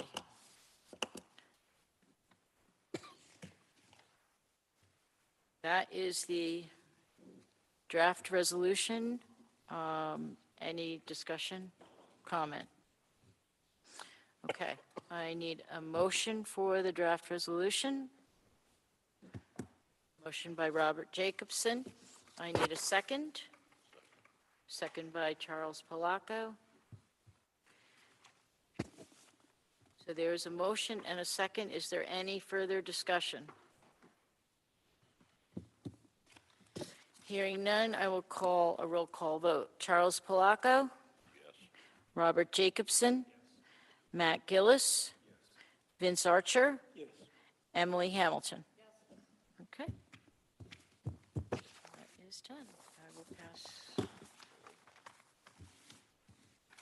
that around.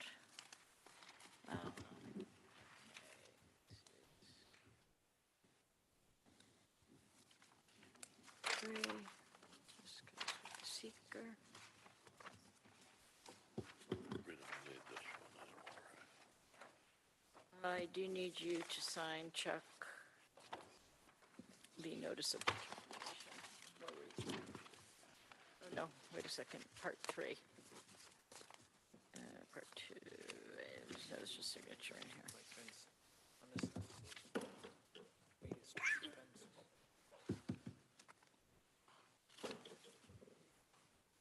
Use the freebies.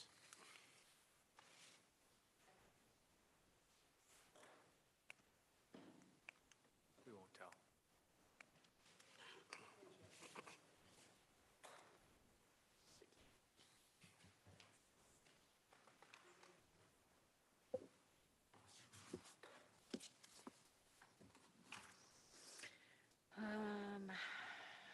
Okay.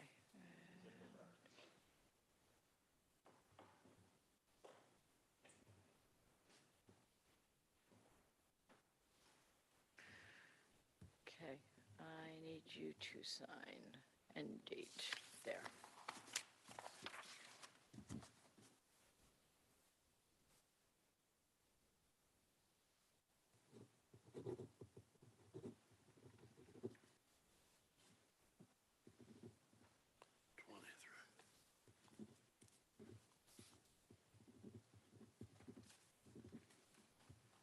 Okay.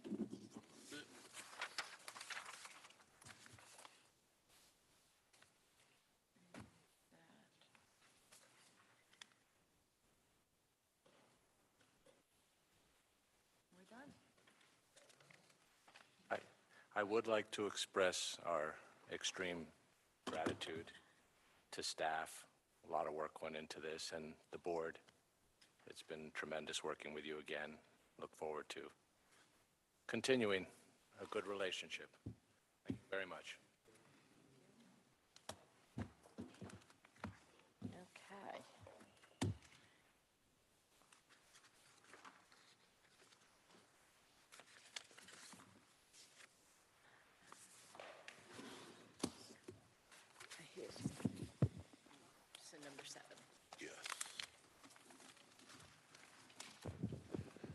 going to move on to new business. Item 7, 451 and 455 Albany Avenue and 96-100 Manor Place. Site plan to construct a new 40 by 52 metal building, landscaping, and site improvements. SBL 48.73-4-32.100 and 48.73-4-31 and 48.73-4-35.100 secret determination zone C3 Ward 6 Efron Lima, applicant owner. Just want to introduce yourself? Good evening. This is Andrew Wright, the architect of record. Before we start, you talked about the lot line adjustment earlier tonight. How'd that go? Yeah, we didn't speak on, we held the public hearing, nobody spoke on it, but we held the discussion until we figured we'd combine it with this one on the subdivision. So if we want to start with the subdivision discussion, just a question, I know, Andrew, we've spoken about it. There are presently, it's a lot line deletion. Actually, it's combining 2 of the 3 parcels that have been purchased by the one owner. And just the reason for not combining all 3 into one. The client's new building is going to be a different business than the automotive repair shop that's been there forever. This is going to be for truck repairs, and so he felt it was smart to keep them as a separate business because I think he has them under a separate business title. He owns both, and he's also the owner of Kingston Tire, which is down the street.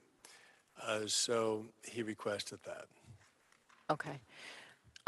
So just like in the previous application, there are going to be cross easement agreements that are going to be required for both parking and ingress and egress. He totally Maintenance understands agreement, that. and including We maintenance walked as him through well. that. I don't think there'll be any utility cross-connection requirements. No, the utilities are There separate. should not be. No, they are separate completely. Okay. For the new structure, are utilities coming out to Albany Avenue, or are you going back to the street behind for the new building? We are making no access to Manor Place. It's going to be fenced off and Okay. keeping the vegetation. It's going to be totally accessed by the, I don't know if it's east, the east lot getting into Albany Avenue. So in other words, you know, the way we want the lot line delineation removed is to make that the access in and out of this property. Right, but utility connections are Oh, going... utilities. I'm sorry. We actually met with the city engineer, and they suggested we go to, for stormwater, to a Manor Place because there's an outlet right behind the property. I don't know if you guys can see this, but it is for stormwater. He suggested that's a good, the purple is stormwater, according to the engineer. Resident of Roosevelt, stormwater is maxed, which the city right now is working on repaving Roosevelt and upgrading the stormwater because it floods at Manor Place and Roosevelt and goes into most of the yards on Lower Roosevelt Avenue because it does not go out to Albany Avenue. They fill up. So that's something that's going to have to get revisited with engineering. Okay, so we'll Yeah, staff will there's look a whole, at that, there's a whole project that stormwater. they're proposing. Okay. Because that whole intersection of Manor Place and Roosevelt Right. has major drains on it, but they fill up and the street fills up. Water doesn't go anywhere. You live there. What do you suggest? I don't know what's in the street, but I can tell you what's there isn't working because the neighborhood floods. The other options our client has is to cross his other lot and to connect further down here. What about an underground system? That's very wet. Yeah, I don't know the perk of the property. And we are doing that over in Port Ewan for one of our other developments, but this has been paved over for how many years? Quite a while. Right now, is it running what, into Albany? What has been the? Well, the back parking lot is all gravel, so it's, I Right. think it's running slope down, and then it's just disappearing into the lot itself. So there must be some perk. It's pavement in the front on Albany Avenue. I think, and then no, I ripped think up. it's for the most, a think good it's portion of mostly it has been, the pavement's been removed for the portion that's going to be, the front portion that's going to be combined with that back parcel. Pretty much that entire parcel now is, It's a compacted it- fill. right, it's not a So I don't think pavement. it's been absorbing a lot, because when you said it's all gravel, and it's not gravel. Back's gravel, they ripped all the pavement up, and I don't believe it was paved all the way to the rear. I don't know. No, there's openings, there's bits and pieces. Well, another thing that your engineer said is that we could connect off the Roosevelt, because this starts high and goes down. It drops pretty fast when it gets to Albany Avenue. So it's all a matter of, All right, we'll review that with the city engineer to figure out what the best option is for your stormwater.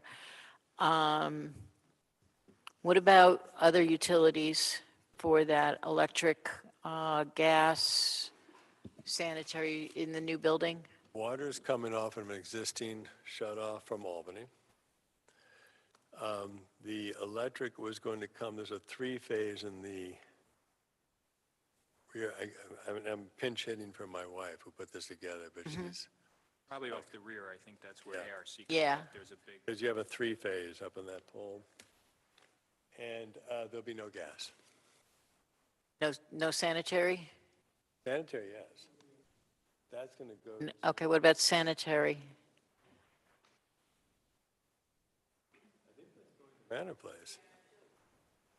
Yeah, that's where you suggested. Okay. You All have an right, I see existing it, out to sanitary there. Manor. Okay. Okay. Yeah, here it is. It's green. So, because that, it was just a stormwater that was of issue. stormwater's a problem on Lower Wilson and Lower Roosevelt.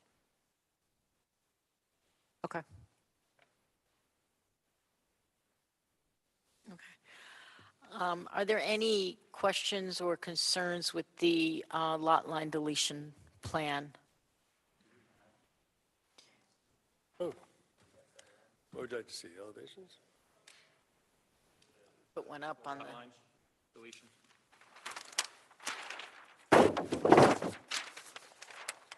Now, as you can see,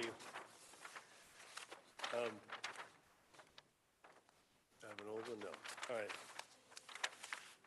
It's very light. Tyler's got it up on the Actually, I can screen. darken it. Is it, okay. Can you want me to zoom in where the line is there? Andrew, I have it on the screen. All right, do you see? Oh, you got it? There you go. I can do it for all your nearsighted. Here you go. Yes, he's going to keep it as that. Back lot, which is the new build, is going to come out to Albany Avenue as one lot. Exactly, and we're going to join it to lot number, I'm not sure, 1, 2, or 3, I think it's 3, which is the lower one, and they're just going to remove that one lot line, and they're fully aware of the easements necessary. For egress.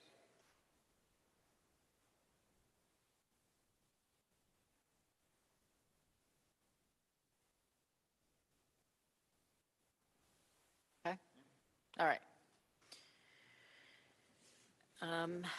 This will be going to the county, so we're not making decisions tonight. We're just discussing the aspects of the project.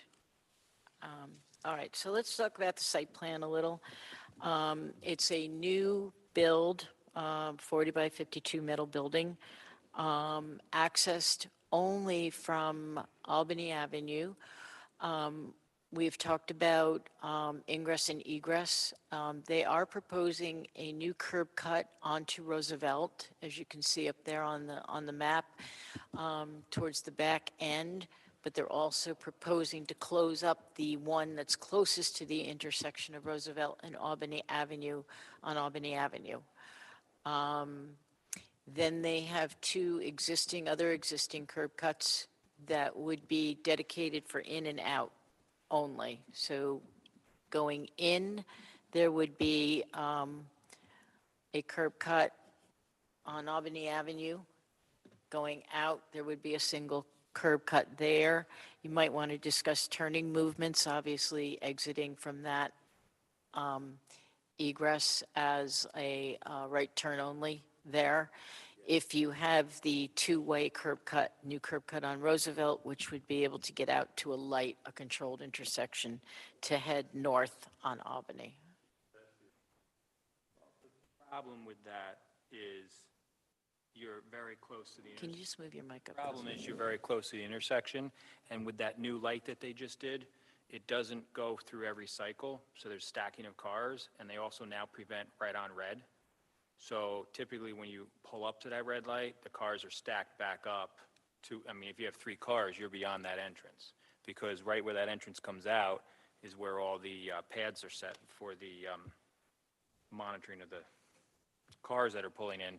And I believe that there was a prior application that came through this planning board in the past, because there's a prior subdivision, and there was a note on that subdivision that there was going to be no exit or entrance on off of Roosevelt Avenue, because I know the neighborhood was not pleased with that. And I believe also a portion of that entrance right there technically could be subject to some deeds restrictions. But that's, the problem is people that are coming down Albany Avenue whip around that right into Roosevelt because you're trying to get off of Albany Avenue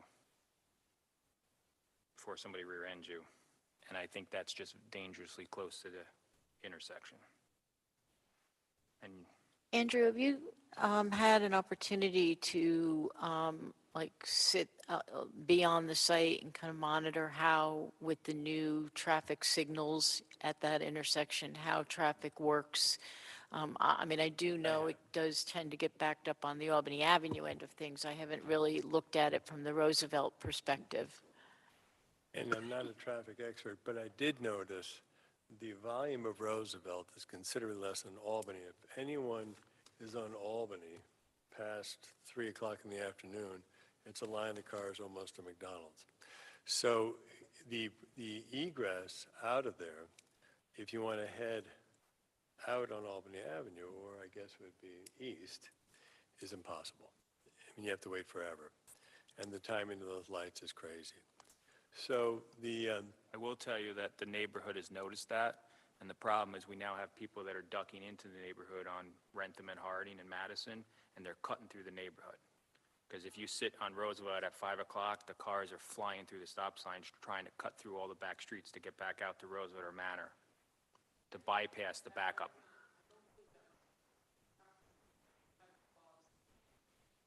It hasn't since the time they put it in. well,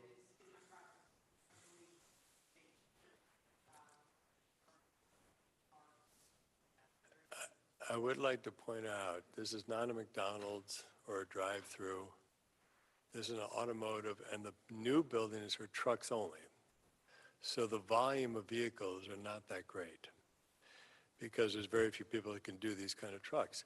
And the current business with cars is not huge. It is, so I can try and give you a count, but this is not going to be a heavy load of in and out. Yeah, I was This is just gonna going be to suggest it might be helpful to talk to the owner and ask him what he anticipates his traffic flow might be on a, I mean, I don't know how his business functions. Do most people come in the morning during a peak? Is there a peak hour for him? His tire business is busy, who's further up Albany. That is, Saturday mornings don't go there. But he's had this existing building in operation for quite a while, and there's not been a problem.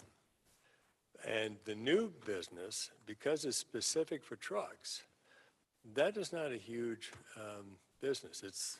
There's nobody else who does them. Small trucks, not the semi-trailers, but there's just no one who can do large engine blocks and stuff. So that's what this building is designated towards. Like box trucks, laundry trucks,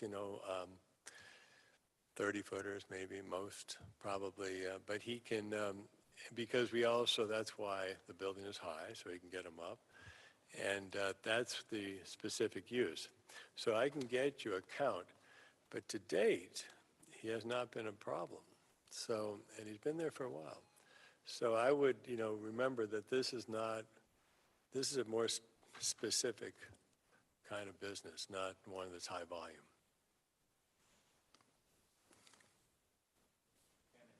Trucks, you just don't have the stacking to get them out of that entrance. There's not that Bigger many at a vehicles now. time.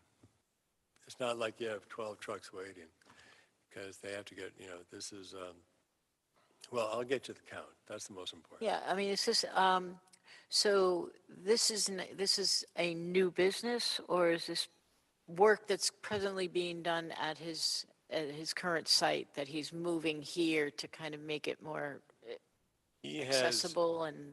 at Kingston Tire site, he did the car work, which he brought here. Mhm. With the trucks, he's getting now a bigger volume. Okay. So he can't operate at the Kingston because that's a tire place. Kingston. Close to the residences, what is being done with regards to sound and noise in the building and exhaust fumes?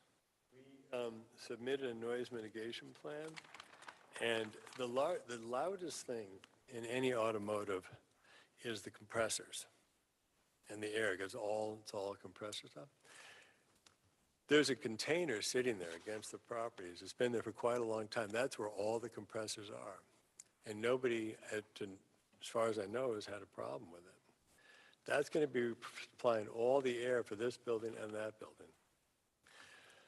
As far as exhaust, when the trucks go in, they're put up on a rack and that's it.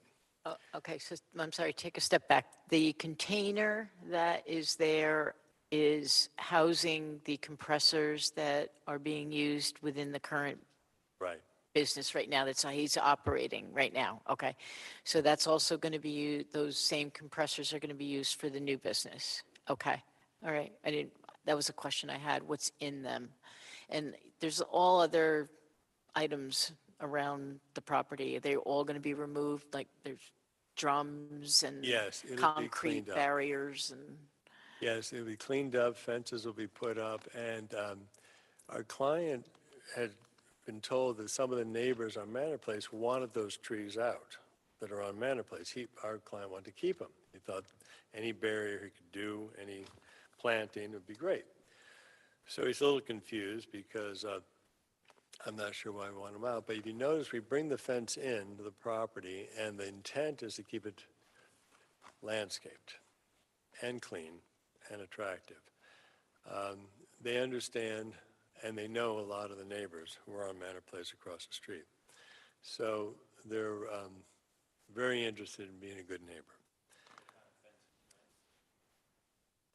Mostly, now again, I am pinch hitting here. What plants did you choose? It'll be basically small trees. I believe that I always like the Bradford pear, but, I'm sure she's picked some other ones.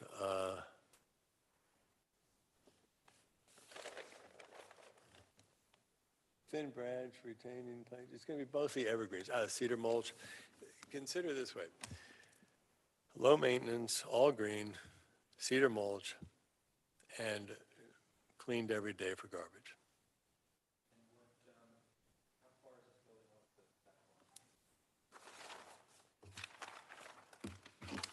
Oh, I'm sorry. I was looking at that. Just to answer the question, she's got some pine trees. The fence is 11 feet. It is 15 feet off the side property. Fences are set in around 8 feet, and the building itself will be 15 feet, 10 inches inside from the property line at its narrowest point.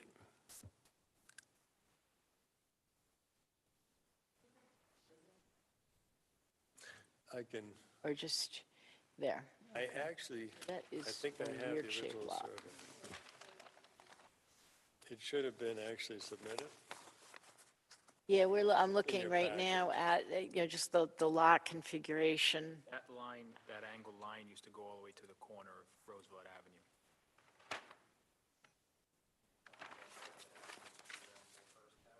Uh-huh.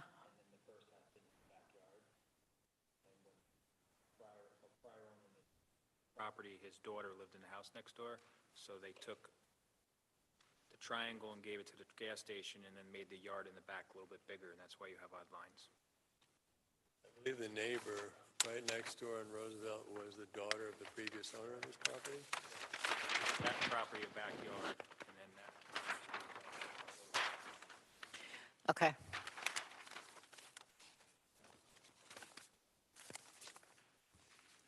I have the original survey with my sketches, but, Have you identified any variances? I'm sorry? Have you identified any variances on the plan? Okay. I didn't. It's all as of right. I'm just thinking setbacks, lot coverage. Everything. All right. And we looked at the deeds and stuff. There's no, Yeah. Okay.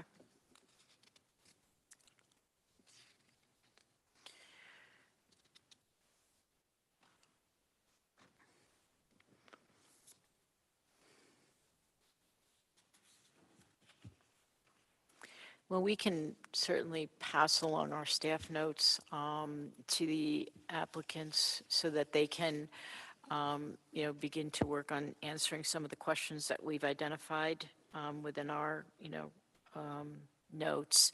I don't know if the board has any other comments or concerns or questions that you want to ask. There are no openings to Manor Place, as Andrew has said already. The only openings would be overhead doors to the front on the Albany Avenue side with a small pedestrian door on the side of the building. No window openings or anything of that nature. Huh? No open storage areas. No.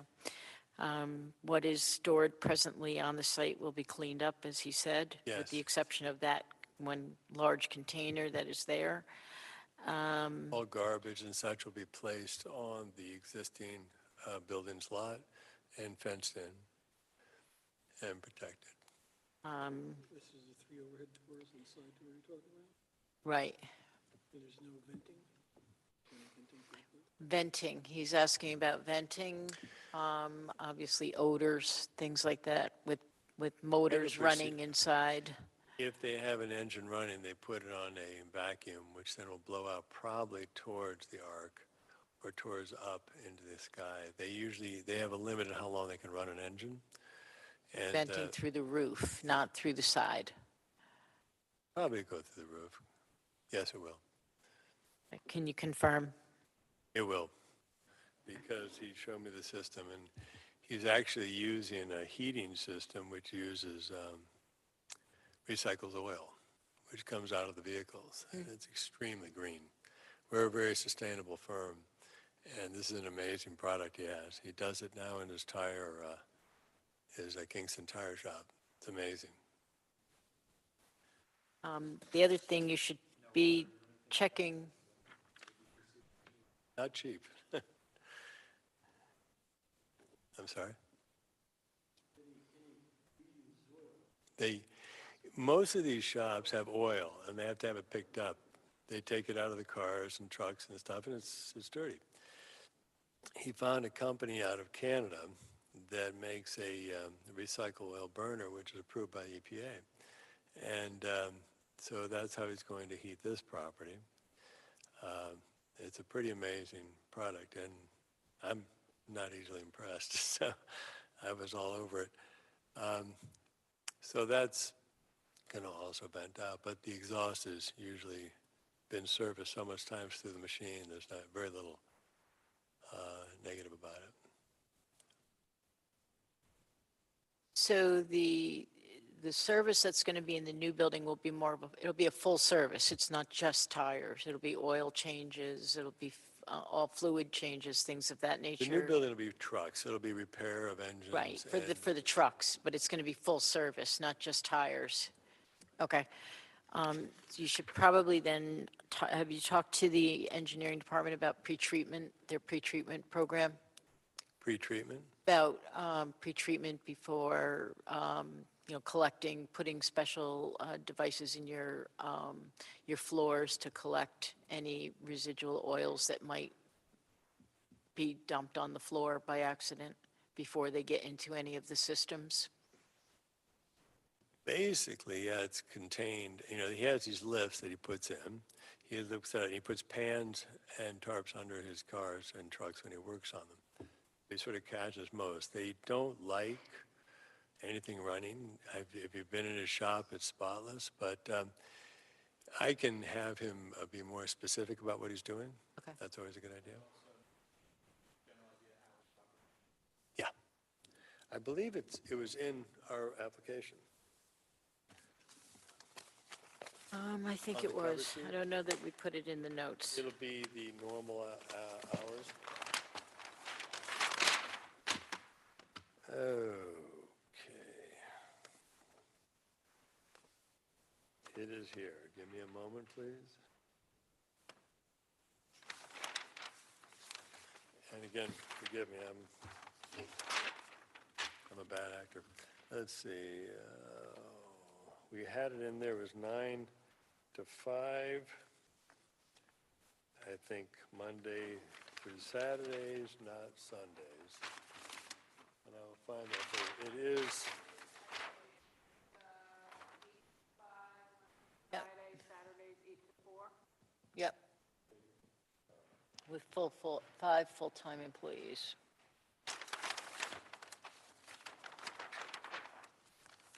That's for both sites, right? I mean, that's for Yes. both the Yes. new building and the existing. exactly. Okay.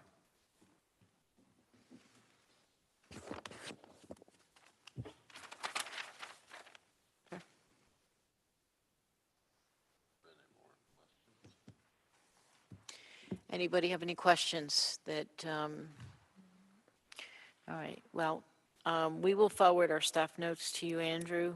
And yeah, it's a metal building, and the color is like a rustic red. Total height of the building, we do have elevations. It is, Right there. It's behind you. it is on there in your package. It is to the ridge, 21 feet 3 inches. To the shoulders, 18 feet. This is to allow room because trucks tend to be tall.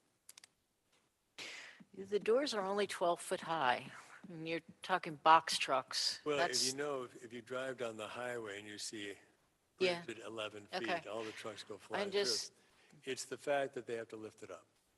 So, and then if you notice in a metal building, the gusset beams are kind of deep to make that clear span. So you're losing probably 3 feet of the height of the building just to the structure. So then you add that with the lift and someone's got to get underneath it, you get there pretty quick.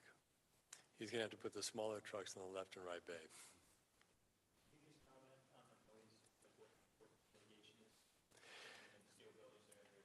Well, I believe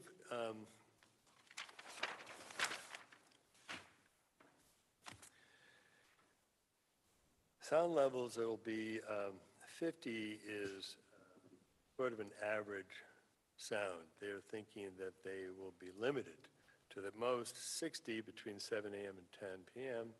on the weekdays, and that there'll be no noise after it's closed.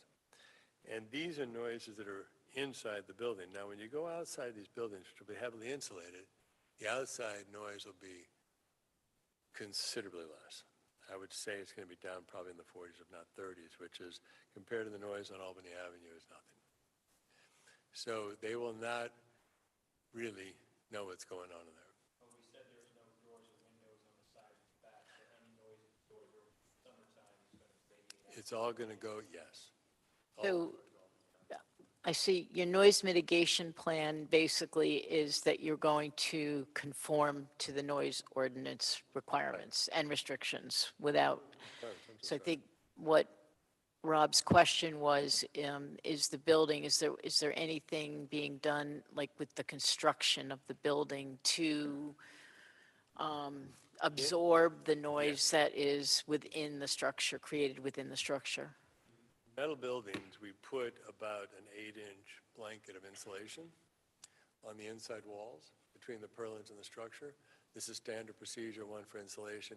It does an enormous amount of absorption as well. And that'll be put in day one. So that'll help considerably, even on the roof. So you shouldn't get, and the back, 100%, and on the front. So as you said, probably most of the noise you'll get is when the doors are open in the summer, and it'll be towards Albany. And I just, a question just popped into my head. How does the metal building conform with stretch code requirements? With the New York State stretch code, the energy stretch code? It's all about the insulation we put in. Okay. There's a standard package that's put with a metal building. We're going to take it a little further for 2 reasons. He doesn't want to have to burn a lot of oil in the winter, and it gets cold in there. So he's going to be taking it to, did she put the R value here? Because we're going to go, I think, what is it? The standard is 20 in the walls and 40 in the roof. And we're going to probably take it a step further. So we're going to be, again, it's a commercial building, so stretch code is sort of gray. And 2, when they have the doors open, what are you going to do? But the main thing he was concerned about is come wintertime, is nice and tight, and also to keep the sounds down, because he's extremely anxious to be a good neighbor. He knows he's in a residential area. So I will get you the specifics on that. No, because that doesn't work well in these shops. The vinyl-covered bad insulation is much, much better. It's cleanable. It doesn't get contaminated, because there'll be some errant, carbon monoxide and such. It doesn't absorb any of that. I don't know if you've done metal buildings, but they have, the way they do their insulation blanket is very durable and works well. It's between the structure and the purlins. They run these purlins on the side of the structure, which then they put the metal siding on. And these insulated blankets sit between. And they're sort of exposed on the inside because it's a heavy plastic coating that keeps them blanketed. They're quite good.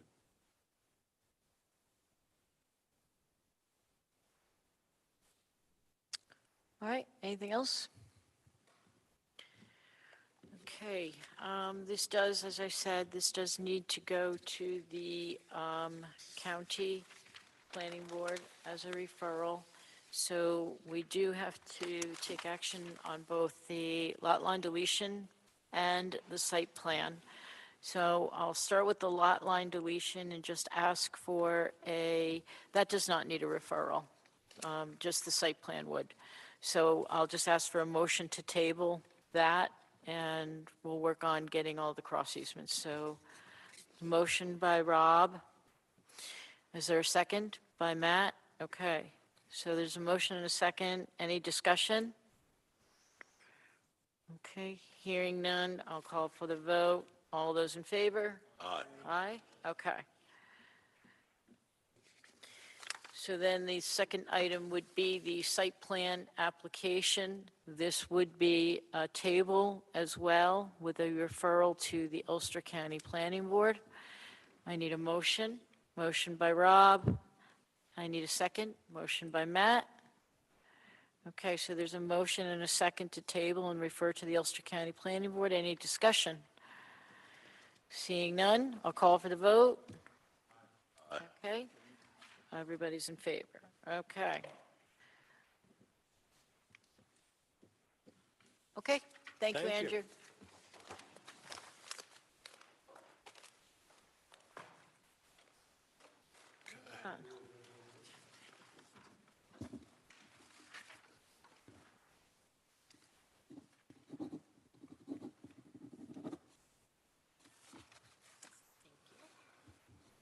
Okay, item 8, 280 Wall Street. Site plan to renovate and establish a ground floor retail space and salon in the existing building. SBO 48.331-6-19, secret determination. Zone C2, MUOD, Stockade Historic District, Ward 2, Nan Potter applicant, CPR Kingston LLC owner. Okay. Nan, just introduce yourself, please, for the record.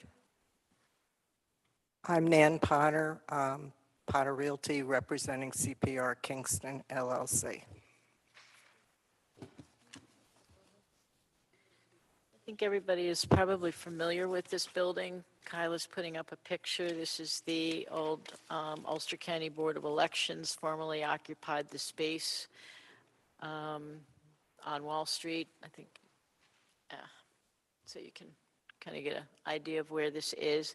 This is a portion of the building that is being converted from the office to a salon.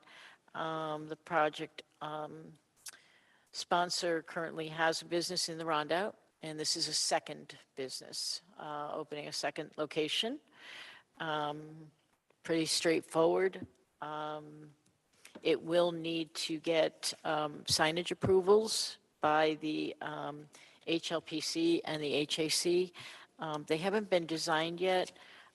What I would ask the board to consider in your decision is that as long as the signage complies with the zoning code requirements and also passes the approvals of the HLPC and HAC, that you allow staff to sign off on that, if that's... And I just want to clarify, the tenant plans on putting the signage inside the glass, like the Board of Elections says now. Of course, Tyson will take it through whatever needs for approval. Okay. Colors or design. And her signage downtown is, you know, high-end class, so Yeah. it'll be. Good.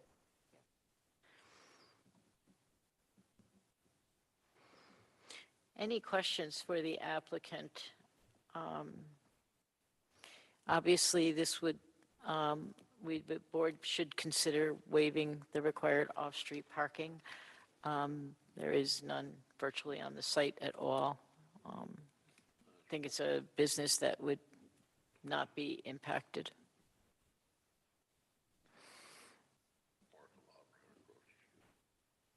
Mm-hmm.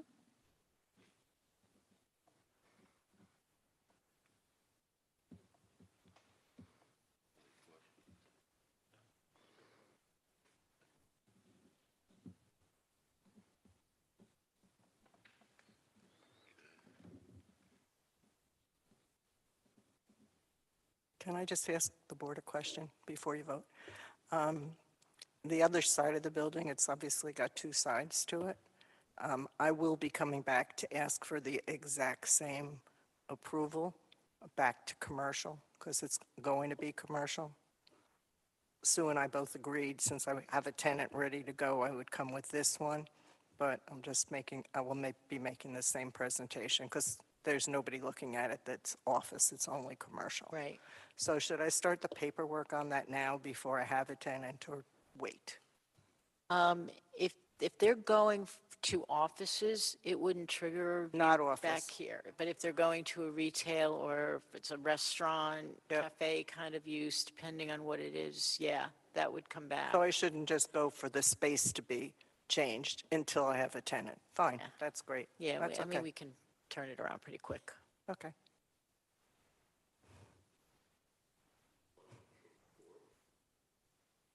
I make a motion. Recognize this as type 2 first, please. I recognize this as type 2 action on the seeker, so no further review of the board is required. Okay, I make the motion, except if you read the... Okay, the conditions would be the board policy 6, 10, 11, 19, 25, and 26. We would also waive the off-street parking requirement in lieu of the public parking lots that are within close proximity. and that staff is given the authority to sign off for signage with HLPC and HAC approvals. The motion, we have a second. Second. Okay, any discussion? Any discussion? All in favor? Okay.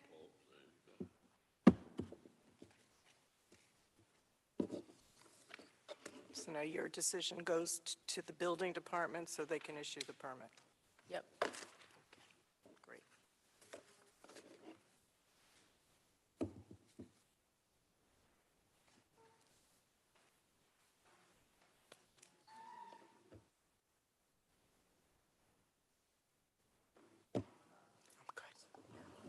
Thank you, everybody. Oh, yeah, yeah, yeah. Long I'm night. thinking Lindsley is that kind of, yeah. Oh, right. Okay. Yes, Liz, Come on up. not that it would be 5 years, but we've been I here know. for 5 years. Okay, so we're just going to adjust our schedule a little. We're going to jump to item number 10. The bond reduction. I'll let you sign first. Go ahead. My name's Tom Harvey. I'm with Rennie Engineering, representing the Hutton applicants here. I can give you a brief history on the site here. We've got a letter in here. We're here for a bond reduction, the second bond reduction. We've got a letter in here dated May 5th, 2021, where a $517,000 bond was established for the project. That was about $429,000 for site work, about $41,000 for landscaping, and a roughly $47,000 contingency. The bond was released, $276,285 back in December 2021, I believe. And that released most of the site work with the proper area of Hutton down at the bottom where the cabins are and things like that by the pavilion. Now we're in for, we've requested $195,681 release, mainly for the Lindsay Avenue parking lot area and the trail that they use to serve from the parking lot down to the brickyard. So as part of that, I can show you some things that happened on the project. This is the approved site plan with the parking lot at the top. Lindsay Avenue comes up through here. The mansion is over there. These areas here, the orange area is a row of parking and a trailer, a hospitality trailer that they were going to build and decided they didn't need that whole row of parking or the hospitality trailer. So as part of that and as part of the overall work for the site, there were various stormwater practices to handle all the impervious. So this shows the whole picture with the parking lot with the same kind of highlights up there in the corner. These blue areas are the stormwater practices, which consisted of like wet swales and actual sort of formal ponds. And I've just highlighted up some of the wetland areas to give you an idea how close they were to it. So as part of that, as eliminating that row of parking and the trailer, we were able to make that stormwater practice a lot smaller, more of a linear practice. All of these now are proposed as sand filters, so that these big areas, like you can see this one in particular, is a pretty good size practice on the downhill slope, which is a pretty steep area. So all of those things were kind of looked at again after they roughed in this trail, and they asked us to redesign them, Hutton did, so we could save some more trees, so we should keep stuff off the slope and work with some of the swales they already had developed. So we took it from this plan and we sent a revised or SWIP addendum to the city engineer, which shows the new configuration of the parking lot with an extra row we moved and that long skinny sand filter with a pipe to outlet it. And then similarly, each practice was replaced with a sand filter on the uphill side of the road and a pipe to let it across. And you can see the sand filters are so small on here, you can hardly even see them. We also took advantage of the fact that we needed these swales to collect the water. And where there's steep slopes, they're stone line swales. And when they're more gradual slopes, they're grass swales. So we've done all the calculations on the stormwater on that, and that actually treats things more efficiently than originally designed. So we've inspected that. We are working on an as-built. We don't have an as-built yet.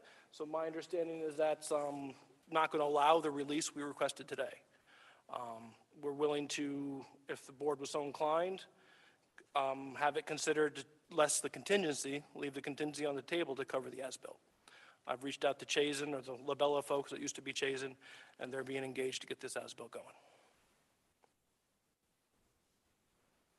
Well, okay, so, right, that was one thing that we've gone back and forth on the city engineer. We haven't gotten a final sign-off. So in reviewing some email correspondence and talking to Tom and also talking to Kevin McManus, if you remember, he was the applicant's rep, we've agreed or thought that a way to look at this, and you got the performance bond spreadsheets via email.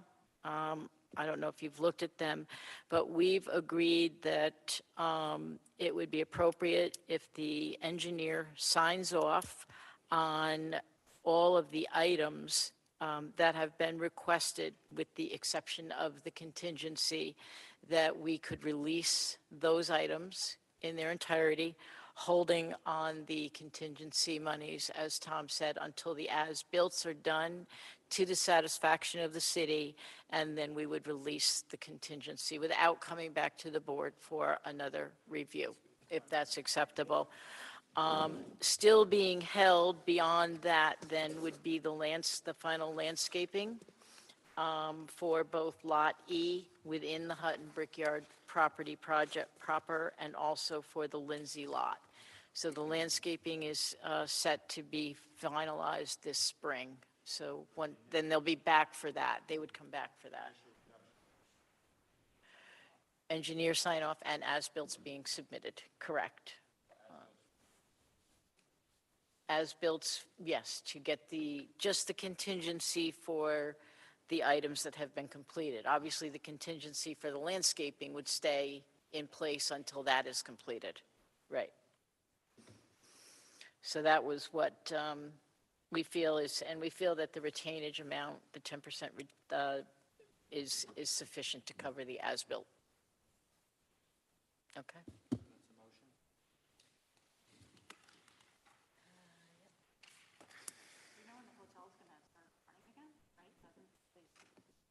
What?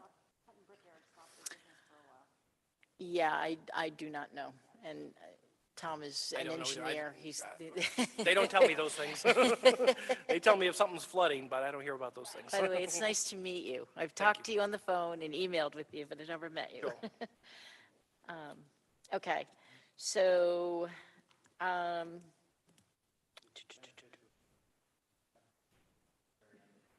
get sympathy points?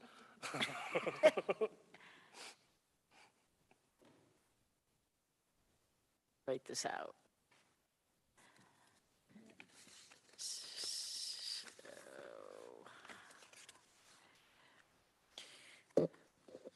we would release as bond reduction number 2, an amount of $152,775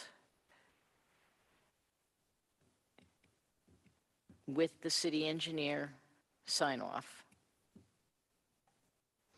And that represents the balance of the Lindsley Avenue parking lot and the Lindsley Avenue Trail improvements as site improvements, okay? We would hold the $42,906 of the 10% contingency until as-builts are submitted and satisfy the city engineer.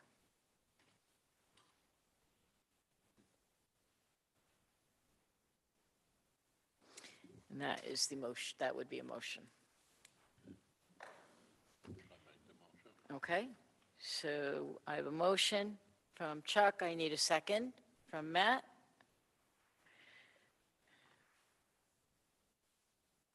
Any question?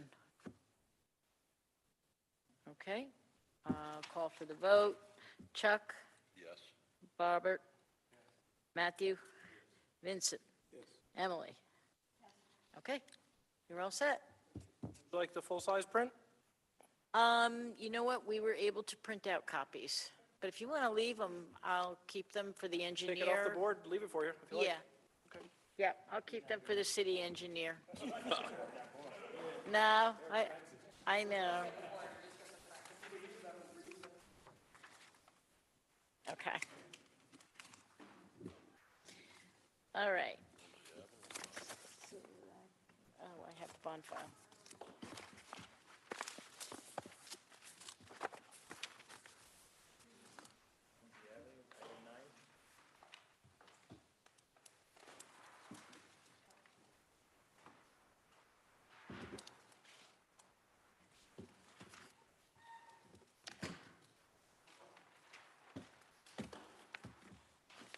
So Sue, item 9, the staff feel this is reasonable, subject to DPW approval?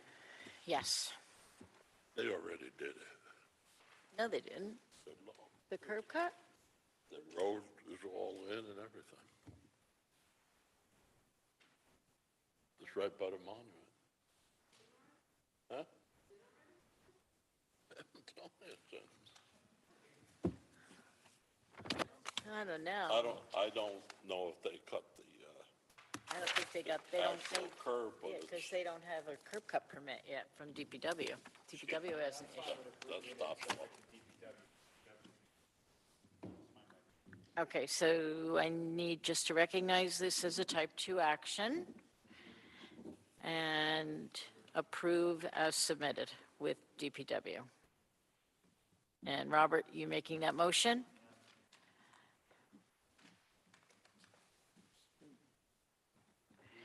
Okay, Robert made the motion. Is there a second? Vince seconded. Okay, all in favor?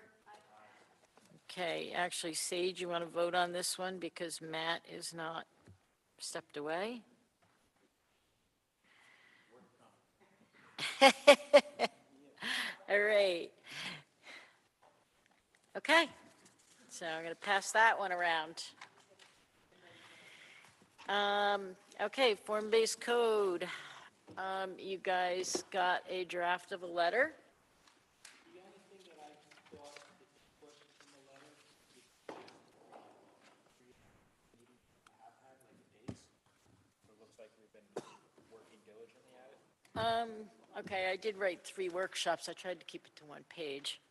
I said, due to the complexity and significant amount of information being reviewed, the board has held 3 workshops to discuss the document and mapping. The board has an additional workshop scheduled for March 30th of 2023 as a wrap-up session to develop a drafted listing of comments and concerns. So I wrote it like that.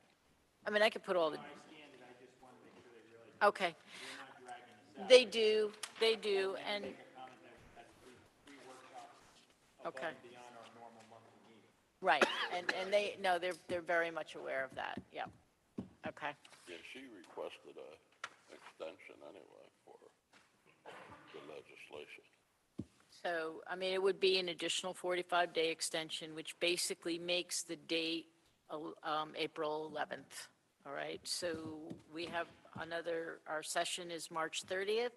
Again, I'm asking board members to bring or submit the comments. Give me 5 of your top 5 concerns and what you think the solution might be, if it's something you feel an alternative solution. If you have no problems and like it the way it is, let me know that. I need to know, though, so that we can start, pulling together some form before our next March 30th meeting. I don't want to be drafting things and spinning my wheels and.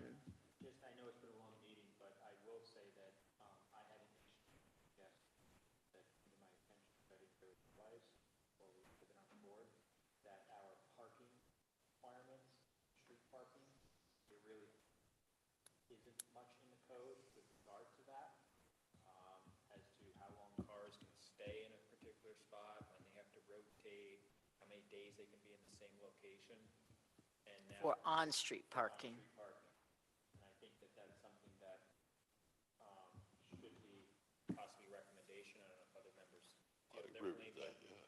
with the increasing parking demands with the increase of residential units, I think that there has to be a look at parking, because people can't park in a spot, but they own it, and then say, well, I'm going to be here for 3 or 4 weeks. I'm thinking a car should be there maximum, maybe 3, 5 days, something like that, and then they've got to go to a different parking spot so that it rotates for these neighborhoods. Because I've heard some complaints uptown, and I had an issue where a parked car had been in a neighborhood for several months in one particular location, and with the recent snow emergency, the non-running car that is registered got towed and was placed in front of my particular building now to stay for a while. But we're working with the owner and parking enforcement to try and get it to move again. But technically, there's not really anything in the code. So you have people just plopping cars and they don't move. Now, technically, DPW... Yeah, I mean, I don't know, I mean, that's the first time, I mean, I never thought about that, that people would just, They can always come in and say, well, we're having an event, or we're going to street sweep, and they can mandate cars. But on a regular basis, without DPW, there's nothing that's moving. Like, when you go down to New York City, a lot of times you have, Thursday, Friday, you have to move to another side, so street sweep. We don't have that system here in the city. If we're going to start adding a lot more vehicles, somehow have to get these cars to be able to go in and out. So it's fair to all the residents that, maybe somebody might be parked in front of your residence, but after so many days, it's going to rotate and you've got a chance back in with that. But I don't think our code has any. yeah, I don't know, I mean, I've never heard from the park enforcement officer as to what tools would help them in the job through this code. okay. I'm curious how that would work. Let's say I park in front of my house every day, or let's say I work nights, so my car is parked in front of my house during the day, every day. Parking enforcement say it's over here. Parking enforcement can obviously, they have all their meters and stuff. They can time it, and then if that car has moved, I mean, the car that's in front of my building right now got towed there with a flat tire. There it says. But it's We can talk about that particular car afterwards. There are things in BPL that are code references, so if the car can be considered abandoned, but we'll talk afterwards. It's But it came to my attention, and I thought to myself, if I lived uptown in a multi-family neighborhood, and these cars are just here with, a lot of people also, they're not home all the time. People go places, they go away, weeks on end, they have other homes.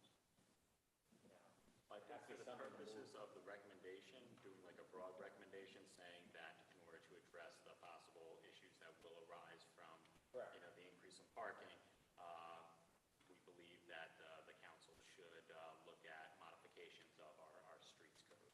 Yeah, but it came to my attention, so I just thought other members kind of think it. But in the city, it's only due to trash pickup. That's the only reason that they have moved from one side of the street. What's that? In the city, Well, street cleaning. or street cleaning, or trash. Those two laws help move. Yeah, or my son lives in Brooklyn. Okay. I'm thinking about the recommendation. Okay, all right, so we do need to just, is this letter good to send? Okay? All right, so I just need a motion to send it. Make a motion to send it. I'll second. Okay. All in favor? Okay. It's the last one. I think, I'm just going to double check. Sage, I need a signature from you, but I left it downstairs. I missed a signature from a past meeting before you leave. I have a question about the guy who's here, the complex on West Chestnut. Yeah? He said, Do you want me to? Yeah. no, this is, we can adjourn. Okay. Yep. In a second. On 8:42. This guy. Hang on. I just want to make